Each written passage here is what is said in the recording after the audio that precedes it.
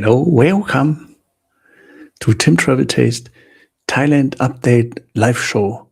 Oh my God, what's happening in Thailand? So much since we last talked. Today, many topics. Ongoing crackdown on criminal foreigners and Thai mafia, fresh new raids and numbers, scammer investigations, illegal restaurants. You can really say Thailand's fraud empire is falling. And the country, currently the sick man of Asia, has also published a fresh new plan to become a rich country. So much. So. But first, if you're new here, I'm Tim. I help Thailand travelers plan better trips, understand culture, people, politics, and nightlife. Speaking of nightlife, there's a QR code where you can register for an upcoming Real Talk live stream. Let's go.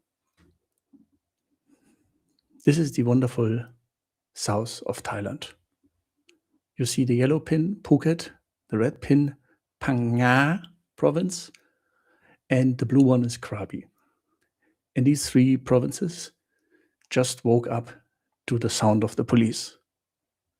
The sound of the police, the tourists' favorites.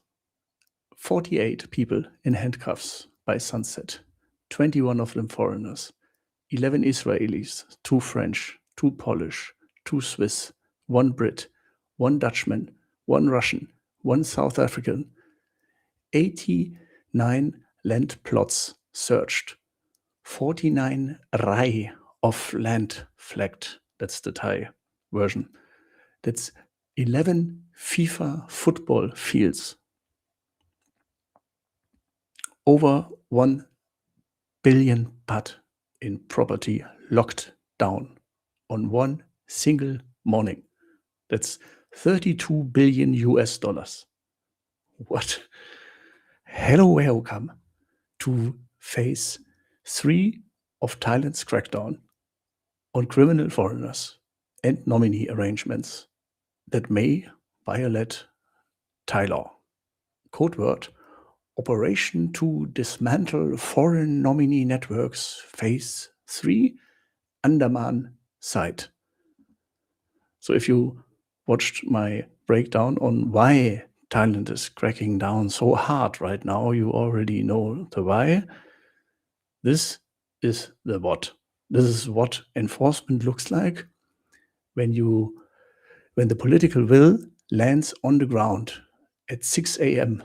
with arrest warrants on tourists' favorite islands. That's so crazy what's happening right now.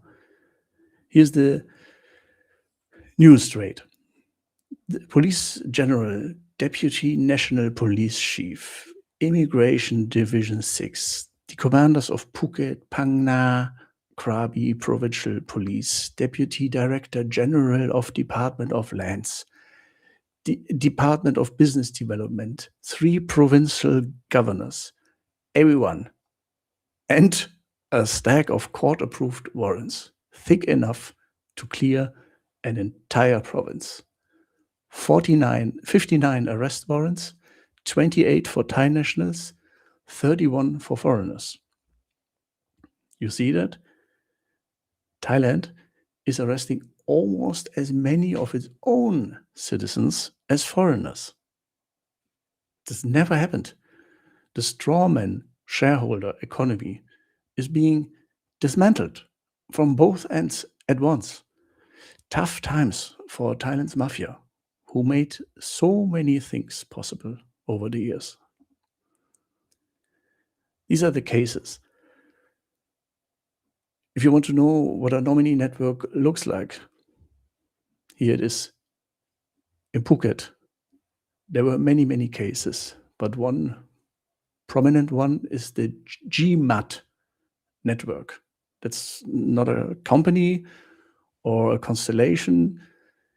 That's a big thing. They ran hotel, resort, condominium business, motorbike rental fleet, a restaurant, a shop with green leaves, you know what I mean, and a gym. So big, big, big, big company, big organization, all of them linked together, and all of them allegedly built on the same nominee skeleton.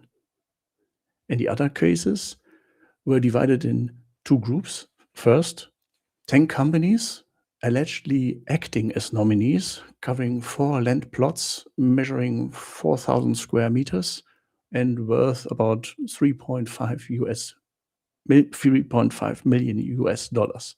13 warrants, 12 foreigners. The second group, 39 companies holding land while having more foreign shareholders than Thai shareholders. Not good. 20,450 square meters, worth almost the same as before, 3.5 million US dollars. 29 search warrants. Together, the Phuket cases covered 56 land plots. It's only Phuket. But there's Phang Nga too, the wonderful area, with the wonderful bay and the beautiful views and heaven on earth. What had happened there? I just say one word: Sava Beach Hotel. Officers walked in, hello, welcome, and found 7 villas operating as a hotel without a hotel license. Staff taking payments, of course, and it was a full operation hiding inside what looked like a residential compound. Arrested at the scene immediately, a British national named Mr. Andrew. He registered as the company director. And investigators flagged that the Thai shareholders on the company, Saba Beach Hotel, were on social security cards, meaning they were employees of the foreigner, not investors. They had no realistic way to fund the shareholding they were registered to hold. The detail killed the entire legal defense. No good. And there's more. Krabi. Don't we all love Krabi? Yes, also the people from the Tropical House.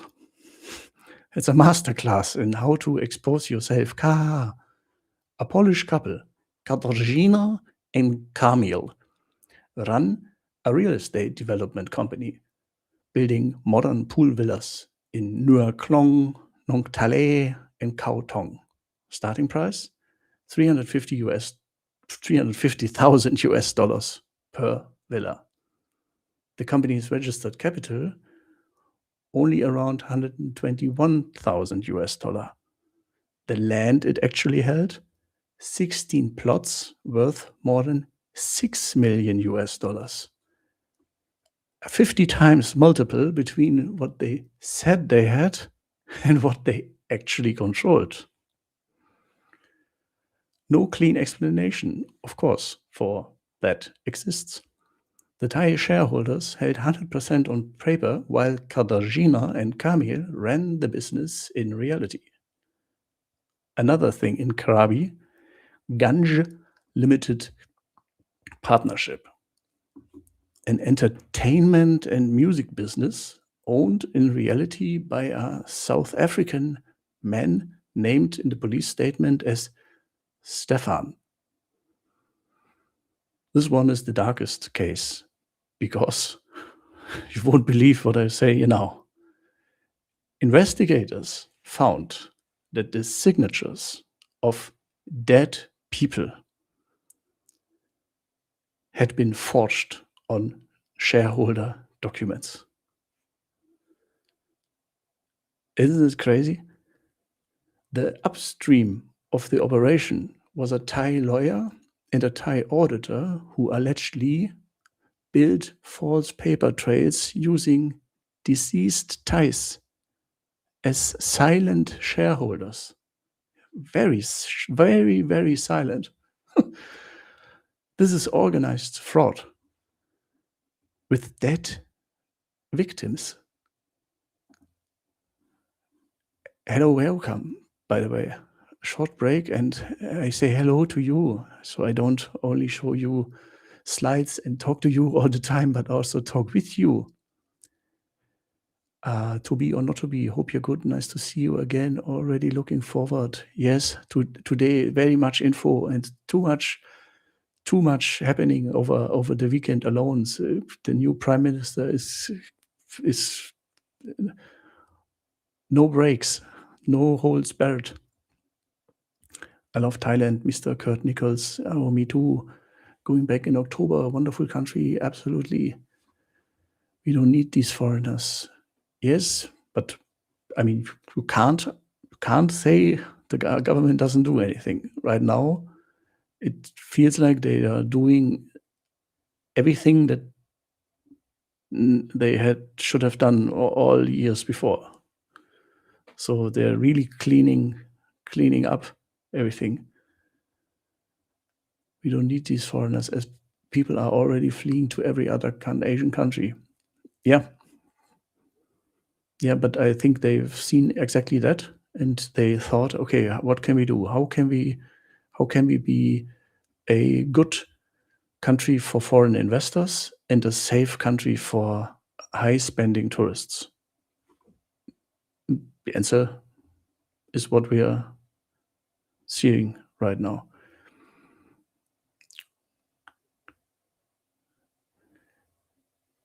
You're making me tired looking at you. Yeah, this is sad. Then you can leave the channel immediately. No problem. Hello, welcome. Hi, Keith. The average Thai is so far in debt, they cannot see sunlight, and they are going there with cash, and they're going to get rid of the only people there with cash, the foreigners. Yeah, the criminal foreigners. But I get what you mean. Of course, all these condominiums, hotels, and so on now are basically off the market, and all the stuff has to find new jobs. I get it, absolutely. But the government has a new plan, just published today. I tell you later. It's a crazy. They immediately trying to push against all of that. They even thought about that. But I know what you mean. Hello, handsome man, Mr. Pierre from Denmark. Oh, Mr. Thank you. Hello, welcome, Mr. Pierre. I remember you. You just always hand your hands up when talking. Really? Like this? Okay. I try to keep hands low, but psychologically, I learned that it's weird for people if you don't see the hands, because it looks like, what is he doing with his hands? So there are two schools. The one says, show your hands, looks like less suspicious. If you see it now, what is he doing with his hands? So I try to mix car, and sorry for misunderstanding. So glad with this news. Salute from Suriname. Suriname. This is cool. Suriname. Guru Hirschfeld. Hello, welcome. I love it. Very, very nice.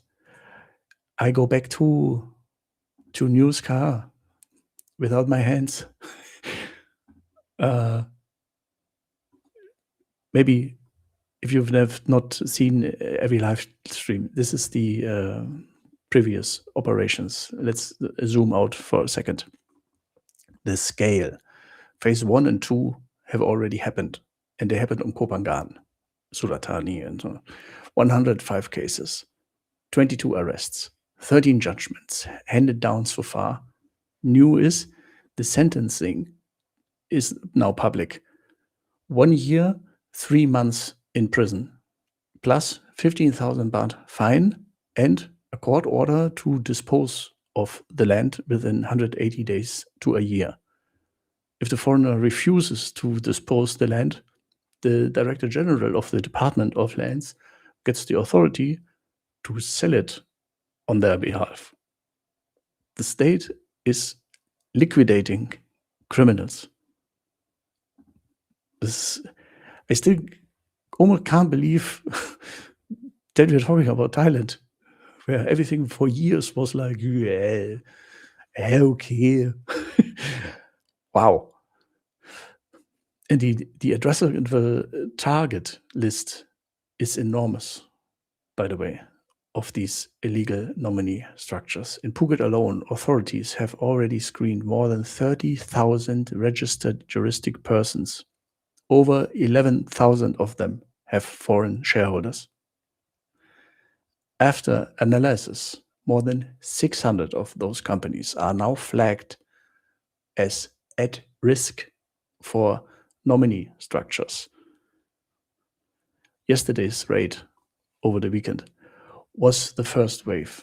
The investigation is openly expanding. On Koh Samui and Koh Phangan, the Department of Business Development has flagged 11,426 foreign co-invested companies, roughly 68% of all registered firms on the two islands.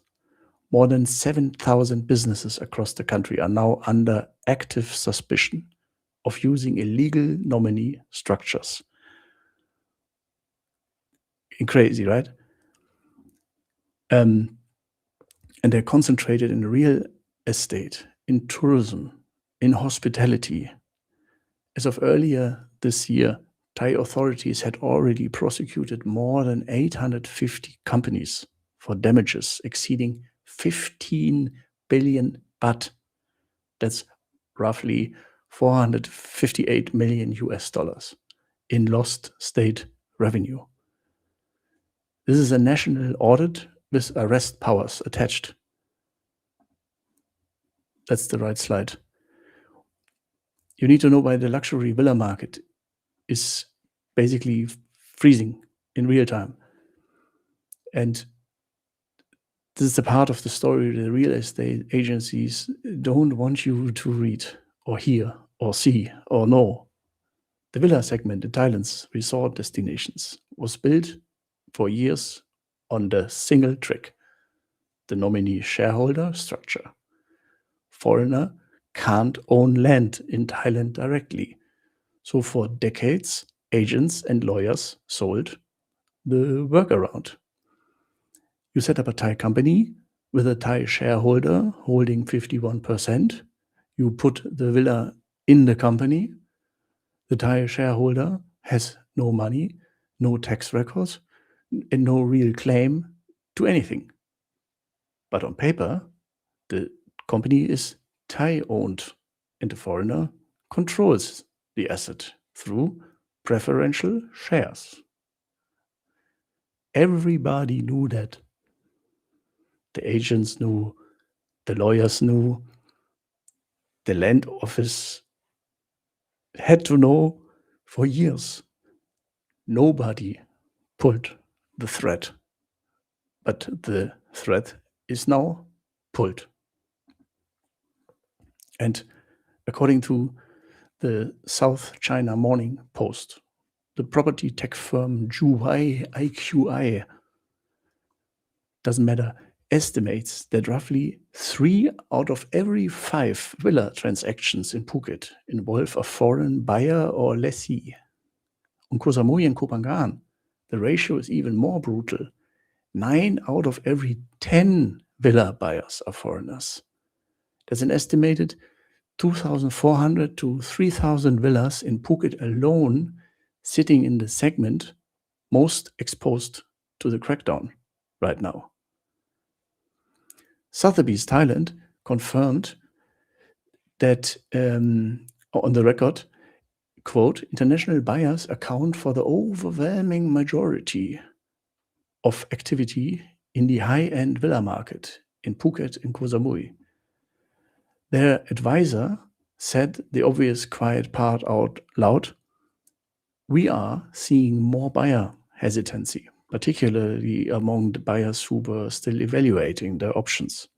That's agency English for the deals are stalling. So the wealthier buyers are sitting on their hands. The middle-tier buyers are quietly shifting into condominiums, where the legal structure is straightforward. Foreigners can directly own up to 49% of the development. The villa segment is taking the impact. So the smart developers, the ones who build clean from day one with proper leasehold structures, are quietly winning. Banyan Group, for example, sells villas to foreigners using a registered 30-year land lease bundled with proper ownership rights filed with the government. Their managing director was direct. Quote, "We have not seen buyers withdrawing from transactions because of the nominee company enforcement. On the contrary, buyers who are well advised tend to place greater value on projects where the legal structure is clear from the outset." This means clean operators are about to absorb the market share that the dirty operators are losing. That's the dream. This is brutal sorting nobody's talking about. Within 12 months, the villa market in Phuket and Samui will look completely different. And what is happening to these 7,000 suspect companies? I want you to think clearly about it. Roughly 7,000 nominee suspect companies sit across the whole country of Thailand, the land of smiles. Each one is connected to land, hotels, villas, restaurants, gyms, dive shops, scooter rentals, bars, is everything. And each one is now exposed to arrest warrants for both foreigners and Thais, forced disposal of the underlying land within 180 days or a year, state authority to sell the land if the foreigner refuses, 3 years in prison, and up to 1 million baht in fines for the Thai nominee, likely future classification as money laundering under the proposed legislation, which would allow direct asset seizure. And if even 20% of those 7,000 companies fail their compliance review, that's 1,400 forced liquidations. A sudden distressed asset wave hitting the villa, boutique hotel, small bar, gym, restaurant, dive shop, scooter rental market in the next 18 months. For clean buyers sitting on cash, it's not a crisis. It's more like a once-in-a-generation entry window. For the dirty operators, the criminal guys sitting in those shells right now, the future is going to be very, very bad. Short little chat break to welcome everyone. Juno Hirschfeld will meet in August in Bangkok. Oh, who are you going to meet? I know you're going to meet many Thais. Oh, Mr. Rick, thank you. Good afternoon, Timothy. Kopung Kap. Some people call me Timothy. Yeah, that's good. But my name's Tim. The original name is Tim, but many people call me Timothy. You are. Oh, sounds good, now. Hope all is going well. Chai. But very long. I read a lot this weekend. So many things happening, and today or even in the morning happening, and the Prime Minister does not sleep. It's really insanely crazy what's happening right now in Thailand, and it affects all of us because it affects the country, our beloved country, and we will see. I think a lot of this the face is going to change of Thailand a lot. I don't know to the better or worse at first. Maybe in the long time for the better. Mr. Stu Mac. Hi, Tim from England. Hope you're doing well. Yes, looking forward for another 2 months in Thailand. Oh, 2 months. Oh, I hope you have prepared for staying 2 months. It's still not published in the Royal Gazette, but I hope that you are not entering the stage when it's only reduced to 30, but you can extend now. Or you have special visa, maybe you lucky, you prepared. Anyway, so,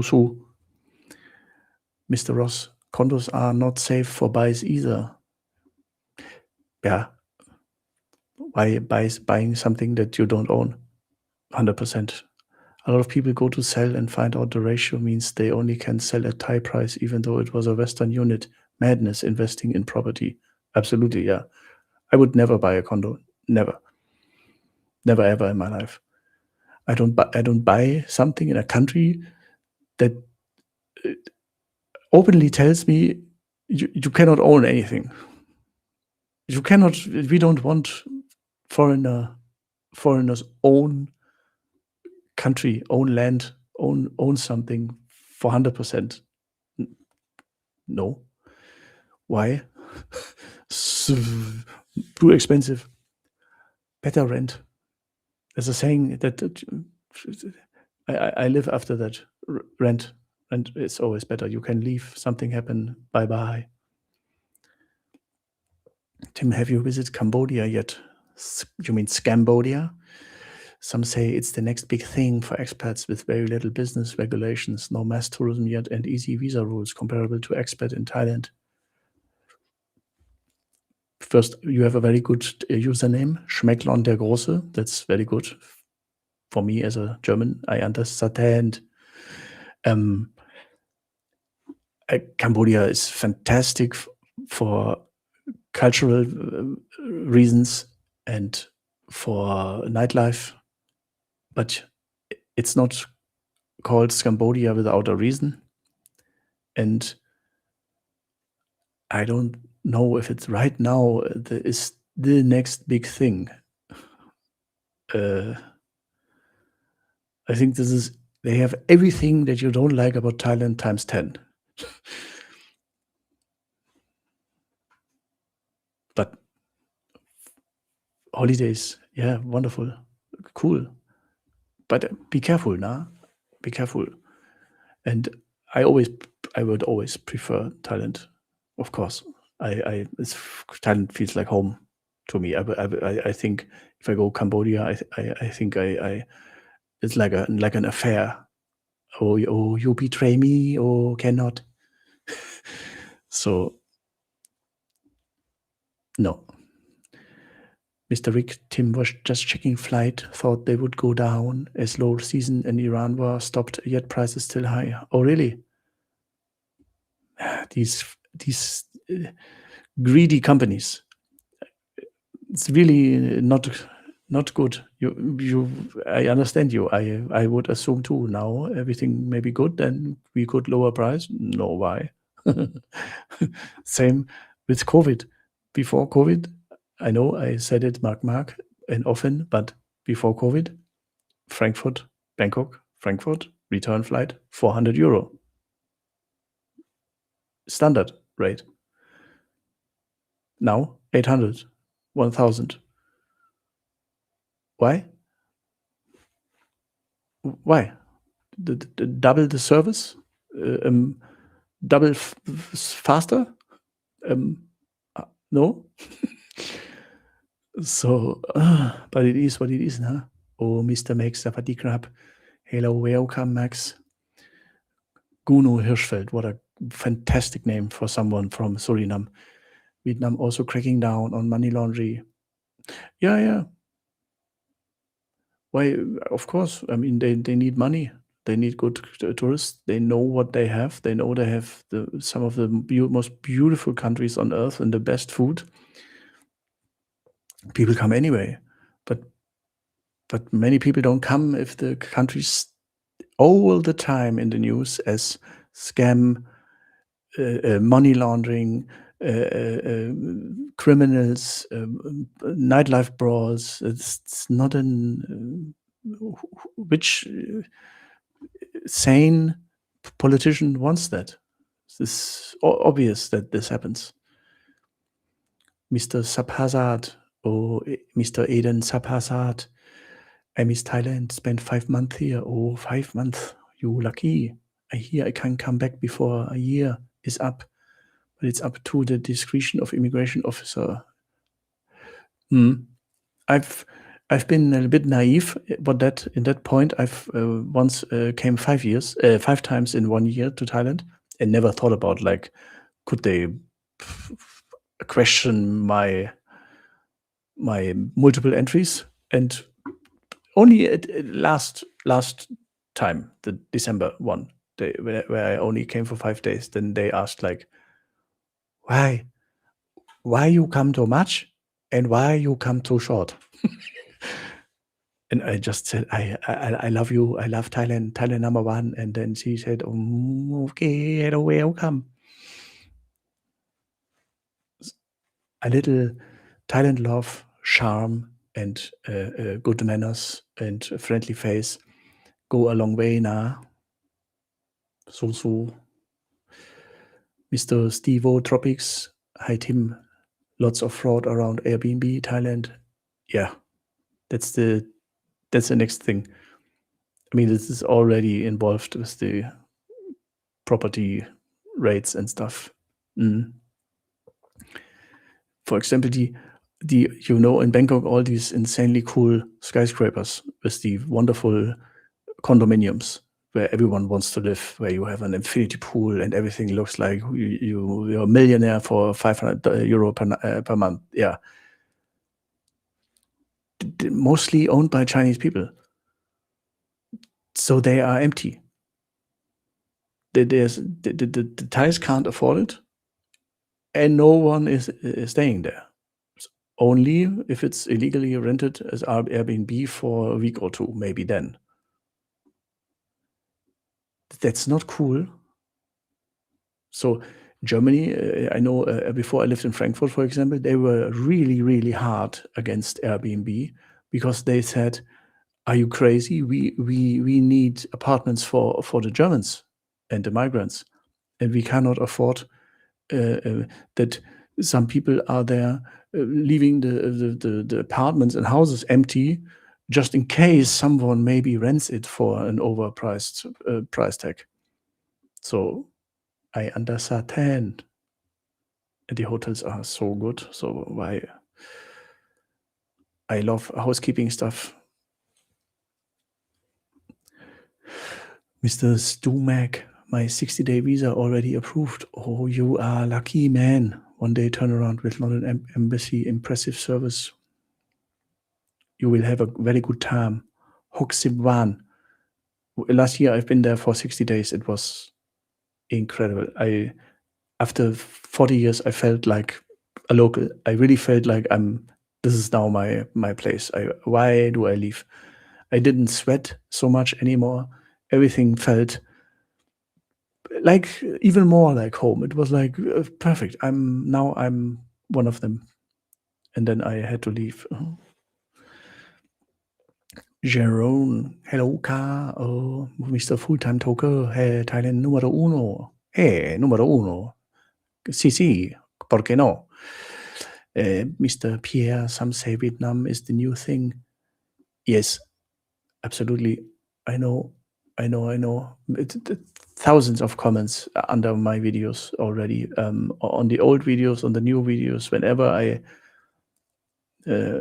talk about a topic that is complicating entry or stuff, for example, the TDAC video, I guess a quarter of every comment was, I never go back to Thailand. I'm going to Vietnam. Mr. Full-Time Talker, my flight, same, seat, everything went down around 200. I paid in January 15,060 and now is around 1,300 euro. Oh, so okay, you not lucky, but everyone who looks now better. But it's business class, right? Maybe not. They didn't have so many business class customers. Yeah, you can still get a 60-day visa exempt. Yes, but I would be careful. You know, Thailand surprises everyone very often. They didn't publish anything about the new visa rules, and they did not say anything yet about the extension rules. They only said these countries reduced to this and that.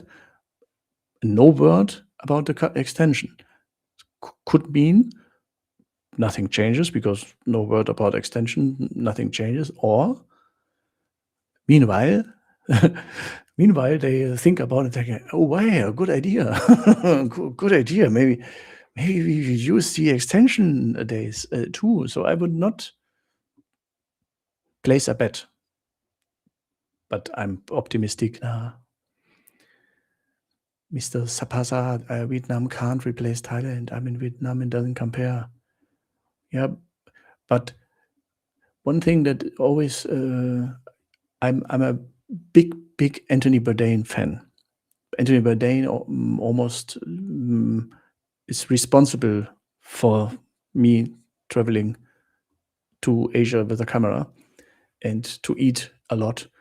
And not only Asia, I followed his Lisbon advice, and it was incredible. The Cervejaria Ramiro in Lisbon. Oh, and you know, he loved Vietnam. So I follow him blindly and think food-wise, Vietnam can compete for sure. But I know that oftentimes the Vietnamese food is not hot or it's more cold, like cold noodles and stuff. So this is one thing that I don't really like hot meat, but cold noodles. That's like, that's why I always Thai food number one for me. But nature-wise, price-wise, nightlife for sure can't compete with Pattaya. If we're talking about the same nightlife. Mr. Rick, Stu Mac, hey Rick, yeah, thanks, but I leave in August, so not waiting until printed in Gazette. Yeah, that's a right move. 30 pounds and okay, bye-bye. Seems that beach sleepers can't stay long anymore. 15 days. The beach sleepers can only stay for 15 days. That's correct. And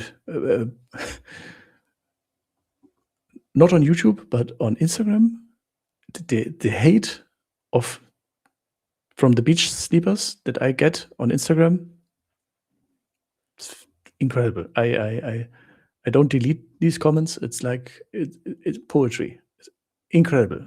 Only for saying that what is happening. Wow. Mr. Max, here's my breakdown. Here's a breakdown of my recent flight ticket to Thailand. 163 pounds. Okay, 480 tax. I thought like, what? 582 is still insanely good in April. Wow. Flight end of November, 680 pounds. Sounds still okay now. Condo prices, Mr. Ross, hello, welcome. Condo prices are very different based on the Thai and the foreigner price. Completely different markets. Yeah. Better rent. You think it is a coincidence that the Thai government is doing these crackdowns with the word of IA? You mean AI in investigation tools? In AI investigation tools? No, it's not a coincidence. No. I think every company, every government is more capable to do more things than ever, and yeah, and you skip the learning curve. You don't have to send a boy in brown who maybe is just able to read and write and doesn't have a high school diploma, hasn't been on a university, hasn't learned coding, but now he can code. So yeah, of course, you elevated the potential of your whole stuff in such an insane way that countries like Thailand profit mark, and they implement it very much. Absolutely. Maybe that's the reason now they have the immigration app and stuff, and they really use AI a lot. So you see that in their Facebook accounts. By the way, I've never seen a government with so many Facebook accounts. They have a Facebook account for everyone and every department and every province department. This is so incredible what the algorithm suggests to me every day. For me, good. It's all in Thai, but you can translate very quickly now. Mr. Max, cheapest flights to Thailand from UK, always Chinese carrier or Indian carrier. Yeah. Okay. But usually you will land in Bangkok at weird hours, making connections onwards awkward. Yeah. Middle East. I fly, if I can, I fly via Zurich. Zurich is just, I'm a big fan of Switzerland. For me, Switzerland is the second best country after Thailand. And it's such a, when you come from Berlin where everything is like broken and does not work, and then you are in Zurich, you are like, oh my God, people that speak my language are capable of doing good things. Great. Can I stay here? Do you have a fun story about hotel stuff?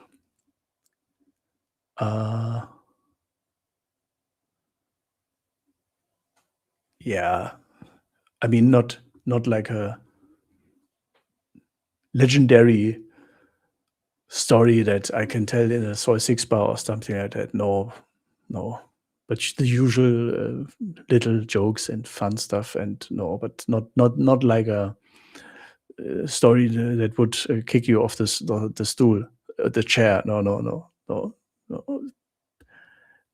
The only bad things that happened to me in Thai hotels were the dirty beds. Very often, I have to be careful what I say. It happened to me in a lot of hotels in Chiang Mai, not in every hotel in Chiang Mai, Thai government. In the ones that I tested, some of them had online defamation law, and in Bangkok often. Also, not every hotel, but they are never. And at the beginning of my Thailand journey, I've often stayed in a hotel in Bangkok that I did not know was a Chinese favorite, and I did not know it. And I went there during Chinese New Year, which I back then also did not know that this isn't the very good idea. And the amount of physical interactions, angry interactions, were exhausting. It was almost like training for a Muay Thai fight. Insane. I was only reacting. I was defending myself, but never again. Oh, you fly condo, don't make me cry. Mr. Roth, I think you have seen the big drop in tourism from global instability, and suddenly they are not so keen to bring in the new 30-day rules. I just think they don't want to. They realize they cannot expect 40 million people every year anymore. So they can expect less, but if the less bring more money, I mean, it's the ultimate dream of every business: have less customers, but everyone is paying double. So, under Satan, Mr. User VP1EM3FF7E, oh, very good name. I'm going to fly to Thailand in 3 weeks with Emirates from Praha rather than East Germany. Same, but cheap Charlie. Oh, okay, but inside Thailand, you not cheap Charlie now. Nikita Peshnikov, one of my highlight names. Wonderful. I think Nikita is one of the most beautiful names, and Peshnikov sounds so good from a German perspective because it means Bedlacknikov. Flight prices are sometimes strange. A direct flight this November was about 800 when I booked it. Okay, now 1,000. Hey? And through Qatar, 550. Yeah, no idea. It's really strange. Who else should understand that? But sometimes you can find real treasure, like a direct flight to Bangkok for 300. What? Usually 2 days prior to flight. Okay. Once when I went there in December for 5 days, the reason why I went there for 5 days was because Expedia had, and it was like starting in 3 days or so, flight Frankfurt, Bangkok, Frankfurt, and hotel 5 days, and a good hotel, one of my favorite hotels with pool and everything, for a total of 400 or 500 euro. So I was like, whoa, alleine, flight and hotel for 5 days. This is basically for free, the flight. It's incredible. Mr. Darker Design. I got a flight on Emirates for after New Year for about the same price as my last trip, October. For New Year, okay. Lucky. Mr. Bird. Hello, greeting. 700 each way.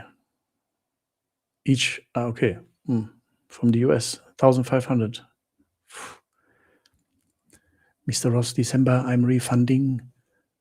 Man, Emirates flight eating 220 pound loss and rebooking with Air France, probably costing me 1,400. Oh, but Air France, be careful that you not fly Paris, Charles de Gaulle. I will never, ever in my life, never, ever, never. Charles de Gaulle will never see me ever in my life. The worst airport that I've ever been to in my whole life. What a joke. And nobody speaks English. Even the people who speak to them, they have a conversation in English, and then you come as a foreigner and they suddenly say, no, je ne parle, no. Never. Full-time talker, me as nurse, I have to plan my holiday 1 year in advance. Oh my God. Can't be spontaneous. I understand. Mr. Nova Prospect, hello Tim. Hello Mr. Nova. Oh, full-time talker became a member. Oh, hello, welcome. Spectator member, thank you. Nah. Speaking about membership, just to let you know, I try to introduce, YouTube has to review it, a new member level. This means a private member only live stream on Sundays. So if anyone is interested in something like that, maybe tonight or tomorrow the new level is open. I hope so. But spectator stays, and I'm very happy. Everyone who support me is very, very, very good. Mr. Ross, booked in January. Don't trust it's going to be okay in December. Cancellation fee is not too expensive. I could move them to September next year, but would only save 100. Okay. Mr. Lake of Fire. Hi, Tim. Hello, welcome. Bright Energy. I just gonna ask hotel about $100 per night in Bangkok near night spots. Clover Asok. Bright Energy. Take a look at S15 Hotel in Asok. Yeah. Clover Asok has the cool in mini infinity pool overlooking the Asok intersection, and on the left, just over the street bridge, is the Benjakiti Park, and you are very close to SkyTrain and subway and everything fun, but also to the park and a little bit tucked away, so it's quiet. So and good everything, very good service. What are your least favorite airports? Why? Favorites?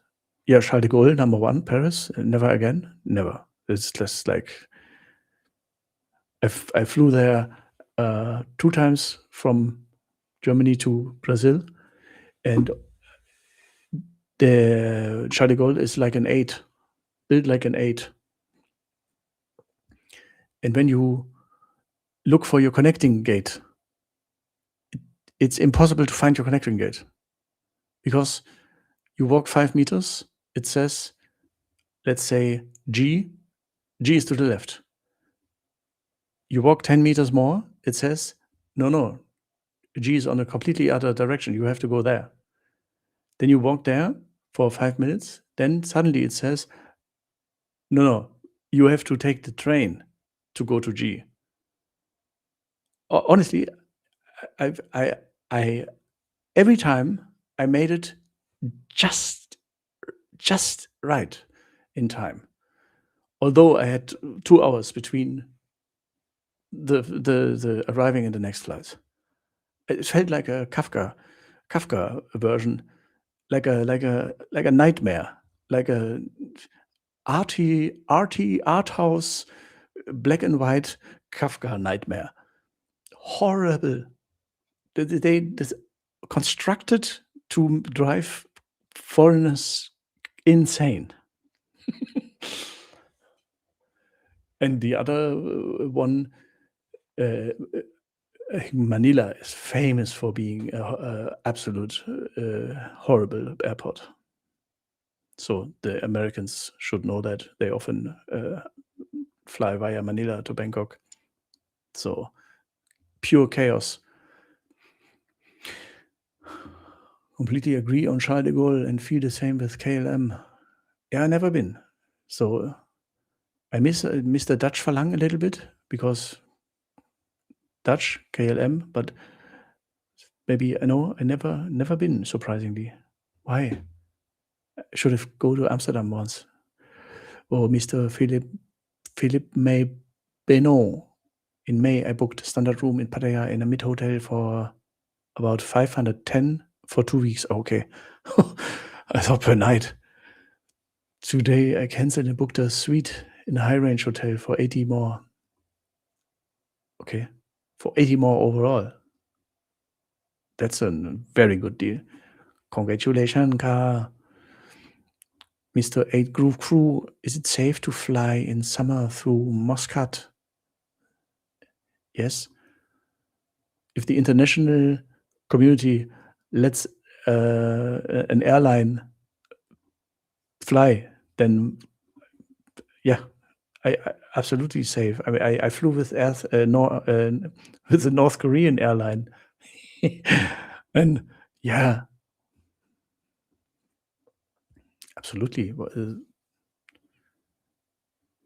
Yeah, this area of the world, I would never be concerned in terms of safety for their own people, safety for keeping the cash flow running by tourism airplanes. Sounds like you're not a fan of Air France. It doesn't have to do with Air France. It's just the construction of the Charles de Gaulle. It's just like incredible. Okay, maybe it has changed in the past 20 years. I've never been there after these experiences. Maybe now it's super smart and easy to navigate, but back then it was like driving me crazy, Mark. Nikita Pechnikov actually faced some awkward situations with my name abroad. Yes? Why? Because of unlucky Kov? The German translation? In Germany? Yeah. I like the name. Mr. Keith, San Francisco was very bad as well. Customs and train for connection flight. Customs and train for connection flight. Mm. Yeah. But if you arrive in Suvarnabhumi and want to go to Phuket, you also shortly have to show your passport and everything. And then depending on where your flight is, you also have to maybe go from the satellite terminal to the main terminal. But I went to Phuket through Suvarnabhumi many times, and okay, Mr. Pierre, Manila is strange. Can't buy anything there from what I've seen. Yeah. Worst airport in my life was Ben Gurion in Israel. Really? Really? Okay. I would have thought but maybe very, very restricted, very safety, security high. Full-time talker, I mean, you will probably have said it many times. Mapelai, I can say it many times more, but I didn't catch it. What is your favorite city in Thailand? Where would you retire as of now? I have to say I've fallen in love with Hua Hin. My favorite city is Bangkok. I would, if I had to choose for the rest of my life, I would always choose Bangkok because of everything is around so close and best food in the world. And I love cities. I love the mix of canal, old temples and skyscrapers and sky trains and taking a boat like in Venice. Sorry, the inner German comes out. Fantastic. My favorite time off spot is Rayong. Rayong is criminally underrated in the public eye. It's for me the best time I had in Thailand, but for really coming down, really like it's like a battery recharge. It's wonderful, Rayong. And if I would live there, I would go to Bangkok because you can go to Rayong and everywhere in 2 or 3 hours. So Bangkok is so cool. So cool, but maybe a little bit outside now. Cheaper and more quiet and not so much traffic. Nikita Pechnikov, once in Berlin. Yeah, professor, read my last name. Was spelled in Pech. Yeah. You say Pechnikov. Okay, yeah. For us, it's sorry. For me, I read Pechnikov, and Pech is unlucky. The attitude towards foreigners in general. Okay, but little bit not surprised now. Mr. 8 Groove Crew, thank you. I was worried about Iran. What island on the east side you recommend? Every island. Every. It's all good. All cool. The east side is the best side for me. South side is too much tourists. Really, really south. Really cool again. But east side is my soft spot is the east.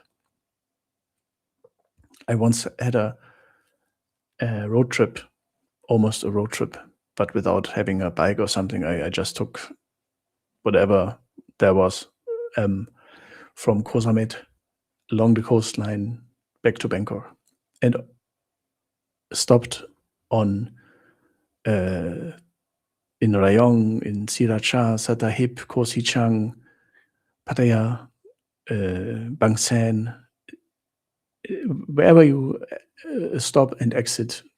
Fantastic. And by the way, Koh Samet is going to be like an AI role model safety pilot island area in terms of surveillance. So it's not really so clear what this means, but they announced that Koh Samet is going to play a role model role in the new safe tourism era, whatever this means.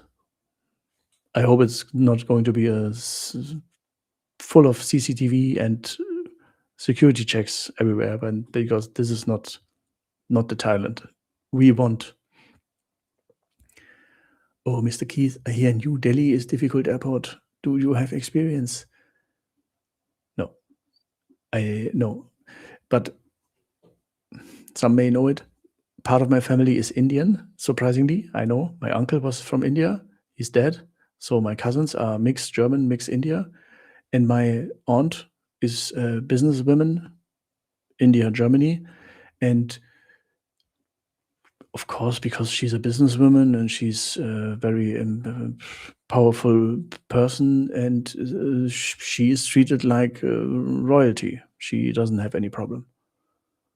But I would never go there. No, no. Not because I don't want to go to India, but I want to go to Thailand. I want to go to Thailand all the time. And maybe one day, yeah, Japan. Yeah, Japan is on my list, and Colombia. Okay. But India is not on my to-do list. Sawadee krap, Mr. Black Shark. Oh, Frankie Gers. Oh, liar. Okay. Bye-bye, Mr. Frankie Gers. Mr. Ross, I could also try flying with Lufthansa or Finnair. Never been with either. Lufthansa, very good, but not as good as in the past. So the Germans, Lufthansa is our company, our airline. Swiss Air and Austrian Air are what Lufthansa was 10, 20 years ago. So Lufthansa, yeah, okay, but Swiss Air and Austrian Airlines are 3 leagues above in every single division.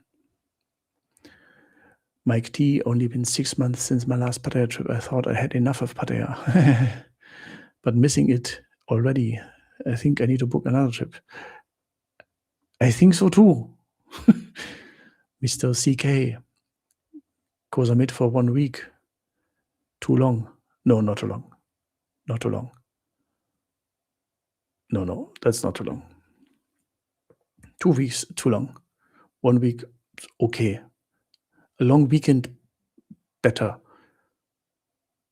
Because there are only couples, and it's very chill. This is what an island should be, I know.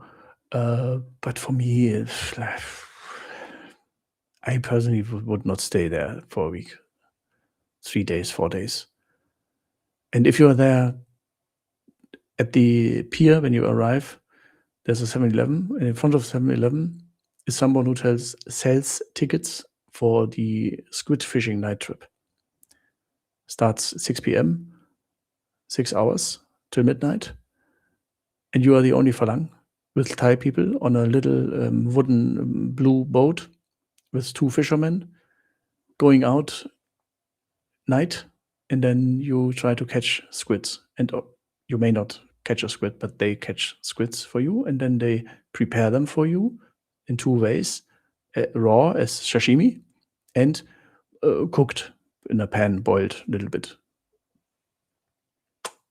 Fresh out of the water. I don't remember the price, but I made a video on my channel. Very unique experience. So back there are so many news today. We continue now shortly. Thailand does a lot of things right now, and this is something that is nobody connecting. It's the fast pass. No, it's not the fast track immigration. Fast pass, and it's weird. While the police kicks in doors in Krabi and everywhere, the Prime Minister's office finalized or is finalizing the launch ceremony of something called Thailand Fast Pass. Same week, same government, same Prime Minister Anutin. Shan Virakul. Sorry for mispronouncement. In the Thailand Fast Pass is a new accelerated investment scheme that cuts approval and licensing times for major projects by 20 to 50%.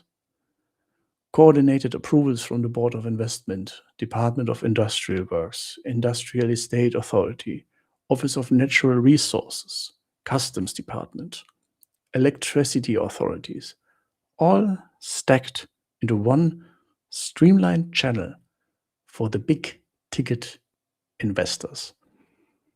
Early numbers, okay, 25 projects already approved under Thailand Fast Pass, 223.2 billion baht in combined investment commitments, and additional 9 projects worth 52.1 billion baht added in early May.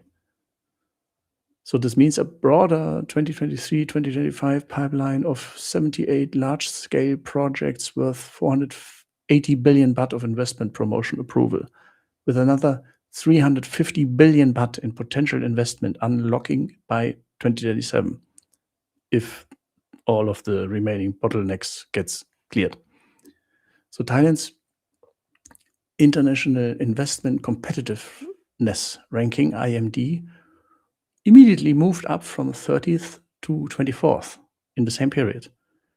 6 position jump in one of the most watched investment rankings in Asia.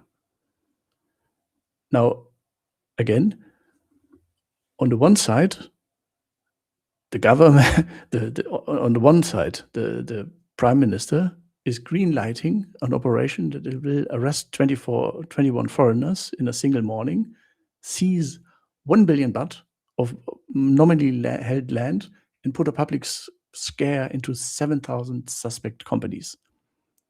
At the same time, same but different, the same prime minister is personally launching a scheme to fast-track 223 billion baht of legitimate foreign investments. Same people, same country. This means Thailand is sorting the criminals, the unregistered villa operators, the dead Thai shareholder fraudsters, you remember? The unlicensed hotel runners, the cannabis shop frauds, the scam compound transit users. Bye-bye. Cuffed, liquidated, deported, never see you again. The institutional capital, chip fabrication plants, data center operators, clean property developers, they are being courted, fast-tracked, fast-passed, permitted, hello welcomed. Thailand is doing in 2026 what every Western analyst said it was incapable of doing. It is choosing its foreigners. And what does this mean for you? If you fall into any of the following categories, you need to think carefully about the next 12 months. Category 1, you bought a villa. Lucky, but through a Thai company structure with a fake Thai shareholder. Your asset is sitting in a category the Thai state has now publicly named, prosecuted, and started liquidating. You need a real lawyer this month, not next quarter. Number 2, you run a small hotel, dive shop, bar, rental business with a nominee Thai partner who has no real stake. The Sava Beach Hotel arrest is the template for what happens to operations like yours.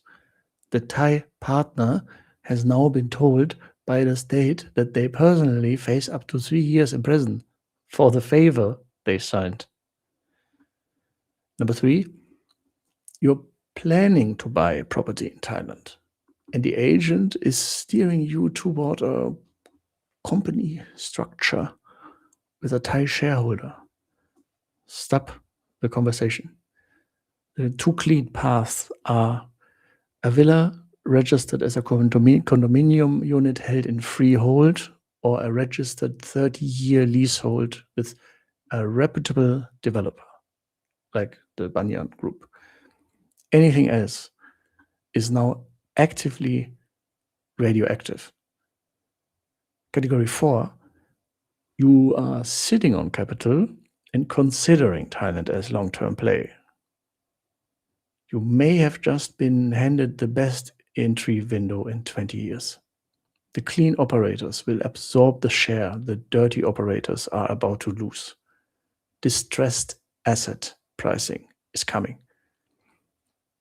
And number 5, you are a tourist who just wants to come here and enjoy yourself. Nothing on this list applies to you. The beaches don't change. The street food doesn't change. The temples don't change. The land of smiles stays the land of smiles, but becomes the land of rules too. And the bottom line is, all these arrested foreigners are not the start of an anti-foreigner Thailand, as I see it. It's a start of a sorted Thailand. The state has done the math, obviously, and it would rather have 25 fast-tracked clean investors writing checks for 223 billion baht than 7,000 operators with fake Thai shareholders. Understandable. The Thailand of plausible deniability is over. The Thailand of sovereign rule is openly recruiting at the same address. So if you're clean, hello, welcome. If not, you have maybe 12 months to fix it. So what do you do? Back to chat now. Good idea to rent bike in Bang San and travel east side all the way to Koh Chang. If you know how to ride a bike and if you are allowed to ride a bike, it's a fantastic idea. Of course, this is wonderful. Wonderful. It's a great idea. I would do it immediately. Mr. Black Shark, don't hate Lufthansa. No other airline is able to fly 340, 747 and so many aircraft types. Germany engineers are still powerful. Yeah, it is a good airline, but I was not so precise enough. I mean service. Back in the days when I was younger, Lufthansa was the Champions League of service for us. It was like, wow. When all the other airlines started to stop giving out food, stop giving out drinks, and treated passengers like why are you here? Lufthansa still was, we are Lufthansa. We treat our passengers like kings. Lufthansa treats passengers the same as every cheap other airline. So if you're flying business class, then nothing has changed, yes. But economy feels like Ryanair. It was exaggeration. Mia Keynes, really kicking myself in the butt. I booked Bangkok from July 1 to 10, but I cancelled my trip. Why cancel trip? Never cancel Thailand trip.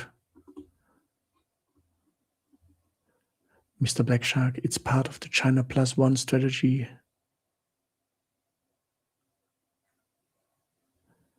Service sucks, not friendly, bureaucratic instead of good service. It's like this Germany has become. I could not agree more. It's not an easy thing to say, but you are completely right. Mr. Darker Design, I give this even odds on being connected to some really shady stuff that they find in a few years. Yeah. You are connected to shady stuff, or what? Oh, Mr. Sackbog. Cambodia has 10, 15 before. It's a good investment unless there are a rush of West business capital and not just in restaurants and bars. Yeah.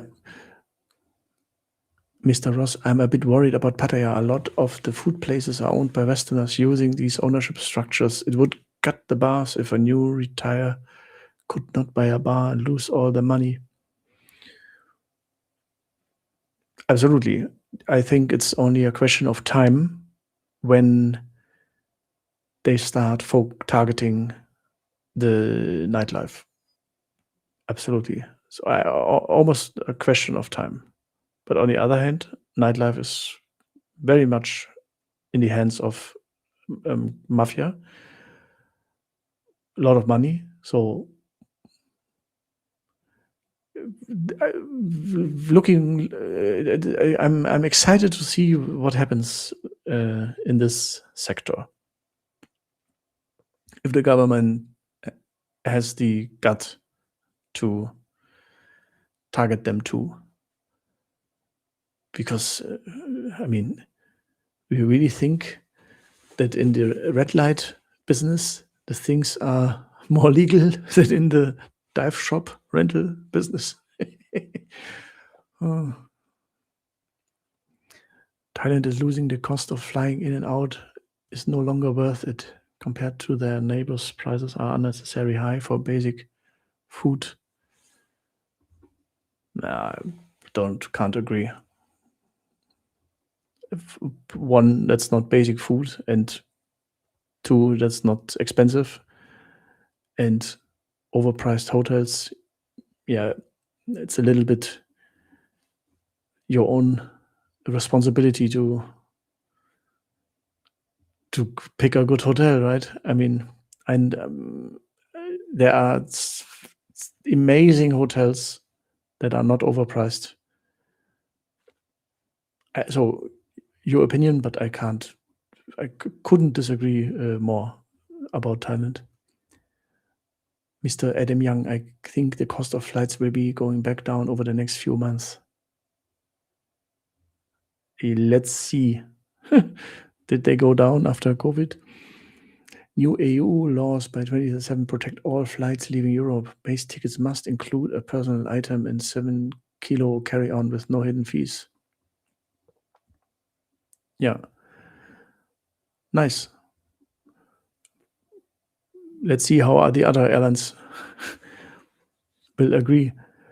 Airlines cannot cancel your return flight from Thailand if you miss the outbound. Wow. Cool. Mr. Adam Young, maybe if Thais own the bars again, the prices will go back down. Can, absolutely. I think, honestly, I think if more Thais would own the bars and nightlife areas, I think the overall quality and vibe would go up. Absolutely, but because I don't need a Russian bouncer, I don't need a Russian dancer, I don't need jungle is massive or Russian techno music in a go-go bar.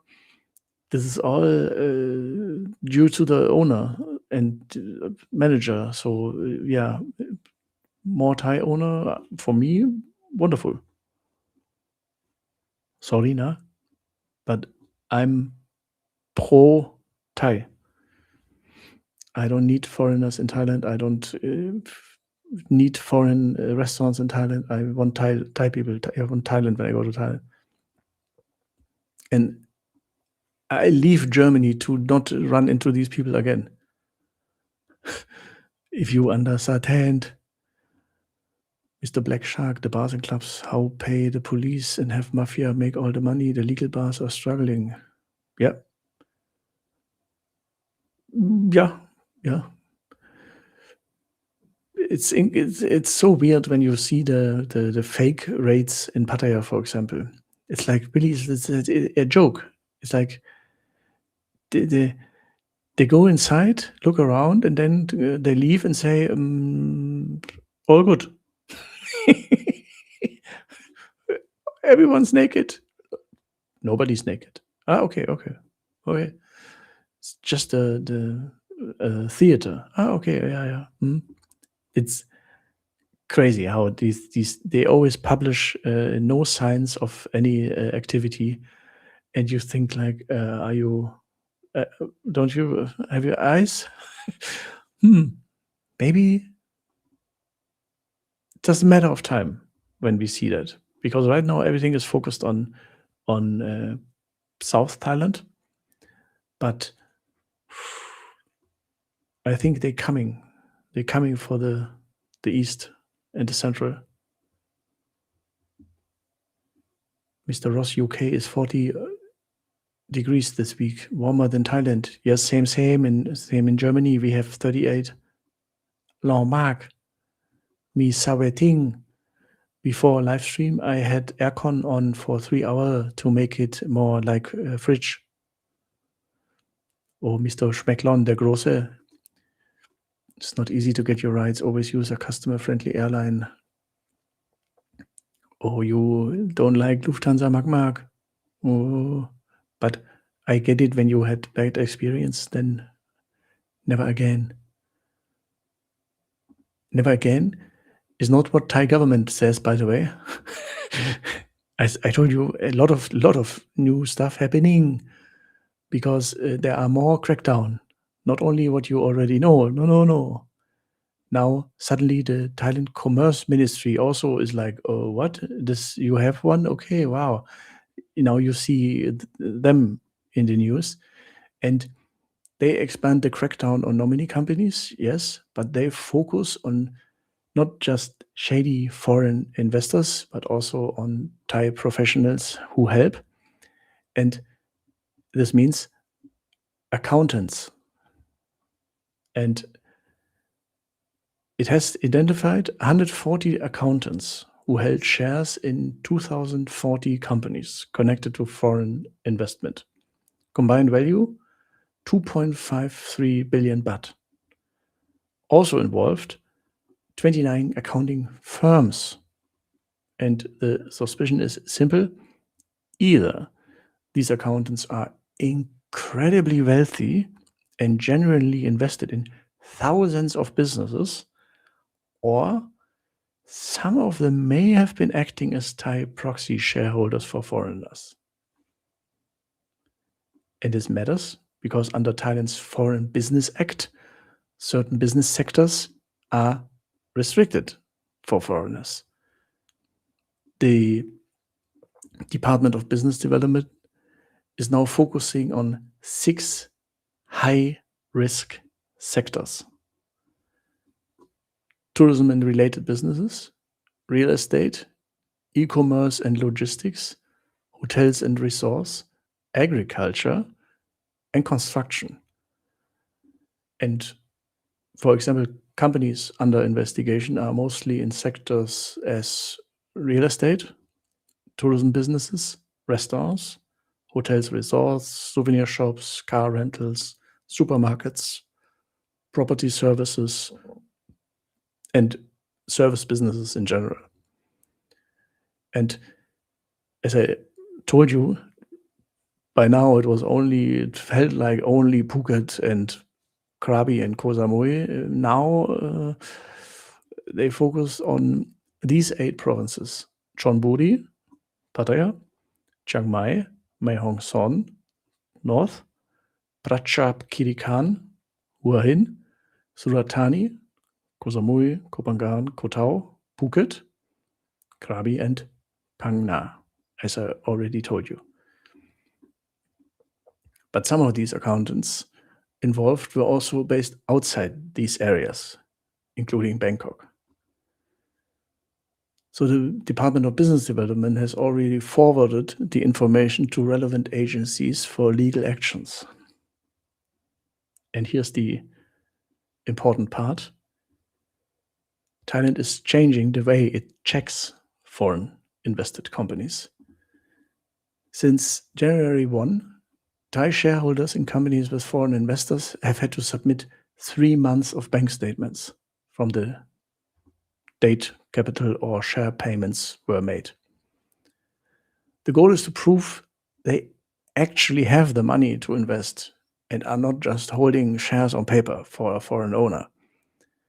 And according to the DBD, that's the Department of Business Development, this already had a major impact.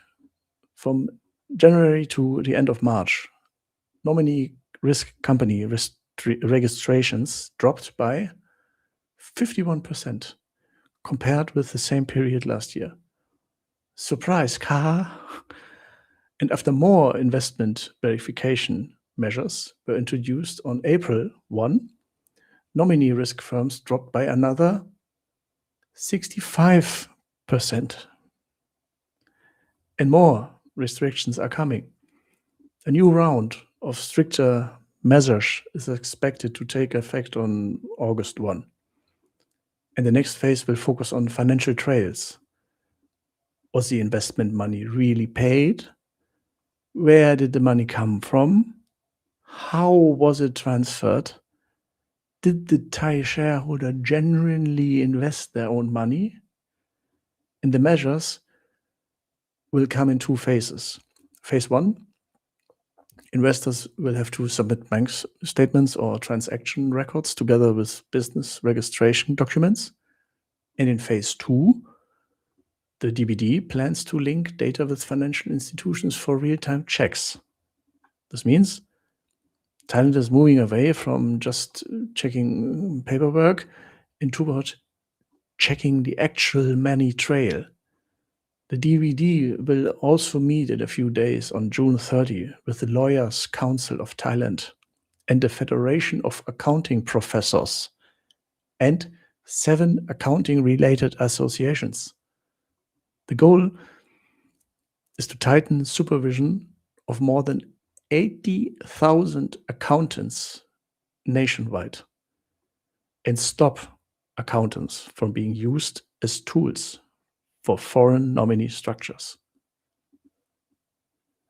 There's also another loophole the government is now watching.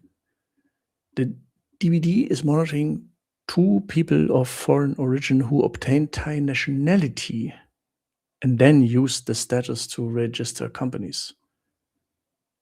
In these cases, the naturalized Thai nationals reportedly held more than 50% of the shares, while the remaining shareholders were foreigners. So on paper, the companies look Thai, but in reality, according to the DBD, all shareholders, all 100% were foreigners. This is worrying because it could become another way for foreign investors to control restricted businesses while appearing legally Thai. And now let's move to Bangkok. First time that we hear Bangkok, that something happens in Bangkok. And what could happen in Bangkok? Food crime. food criminals. What? This is all is happening in the district Hue Quang. You may know it. Blue Line, MRT subway, Asok, 2 or 3 stations north. This is Hue Quang. If you know Jot Fair's night market, then you know one more station and you are in Hue Quang. Cool area.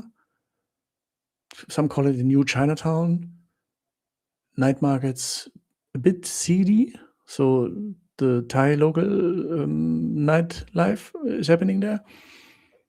And investigations are happening because 3 foreign-linked food delivery app companies, and sorry, I don't know the names yet, operating in the Hue Quang area.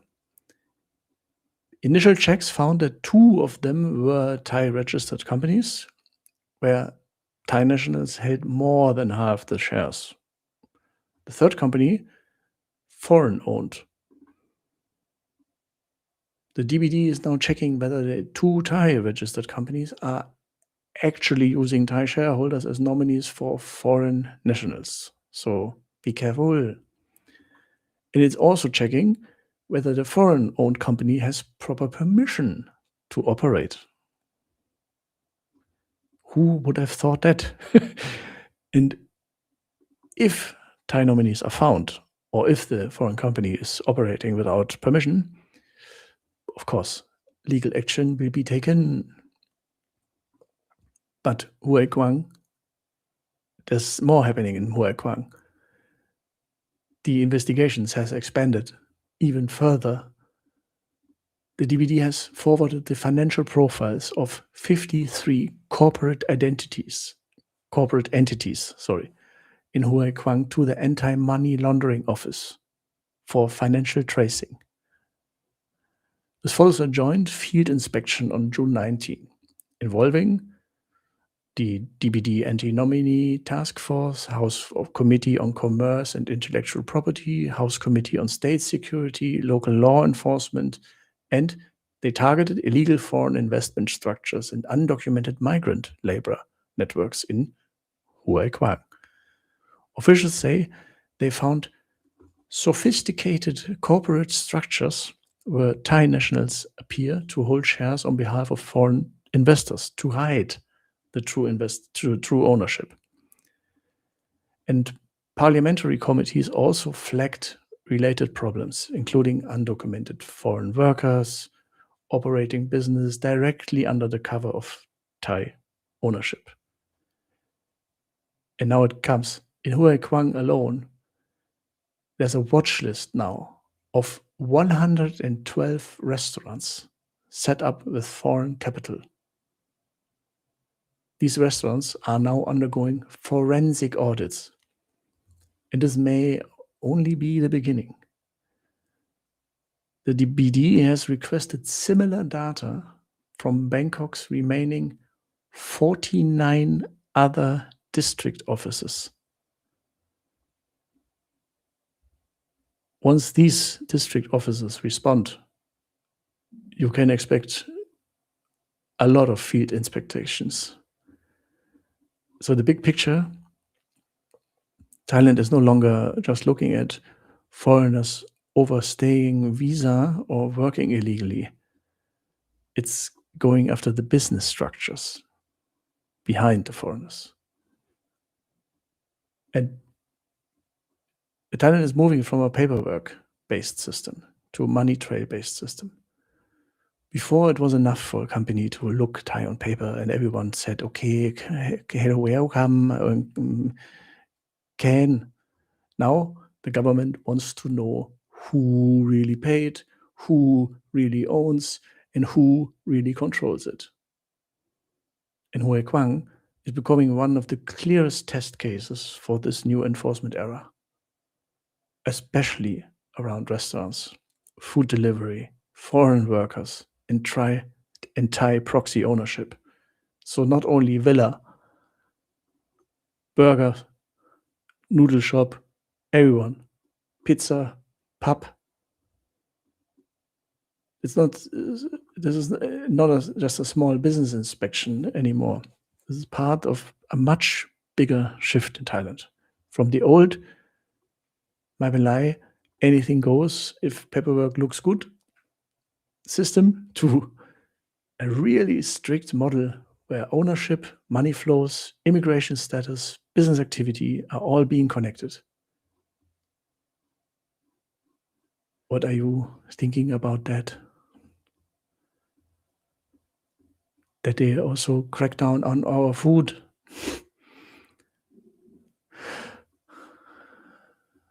Oh, Mr. Schmecklon, you talked about our Lufthansa Mag. Oh, Mr. Ross, in the UK, we don't have aircon. What?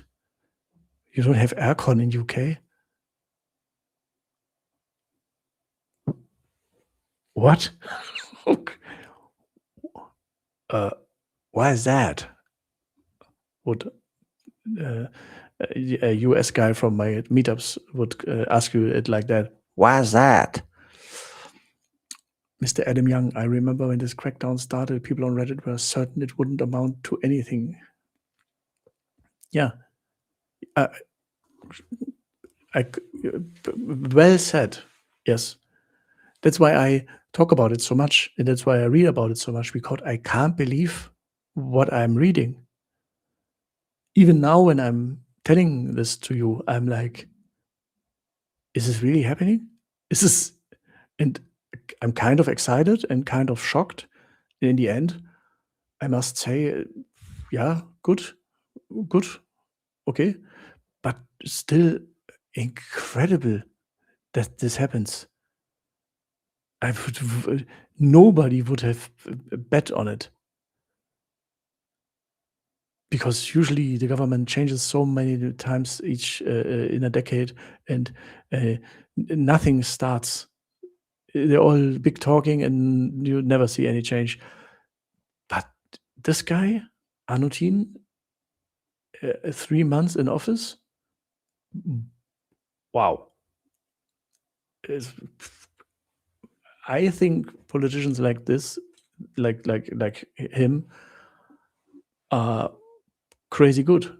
The criminals will cry out loud. Yes, of course. Yeah, okay. Yeah. Do we care about them? I don't do. Mr. Zackbock, now the problem is where does all those workers go now? Yeah, you are right. This is the problem. Absolutely. I see that too, of course. Where do all the workers go that worked for the criminals? Yeah, you are totally correct. This is not solved, I guess. The only things that comes to my mind is I hope that, for example, when you kick out the Katarzyna and Kamil from the villa hotel empire, then I could imagine that a Thai hotel group will very quickly take over. This seems simpler. But the small businesses, yeah.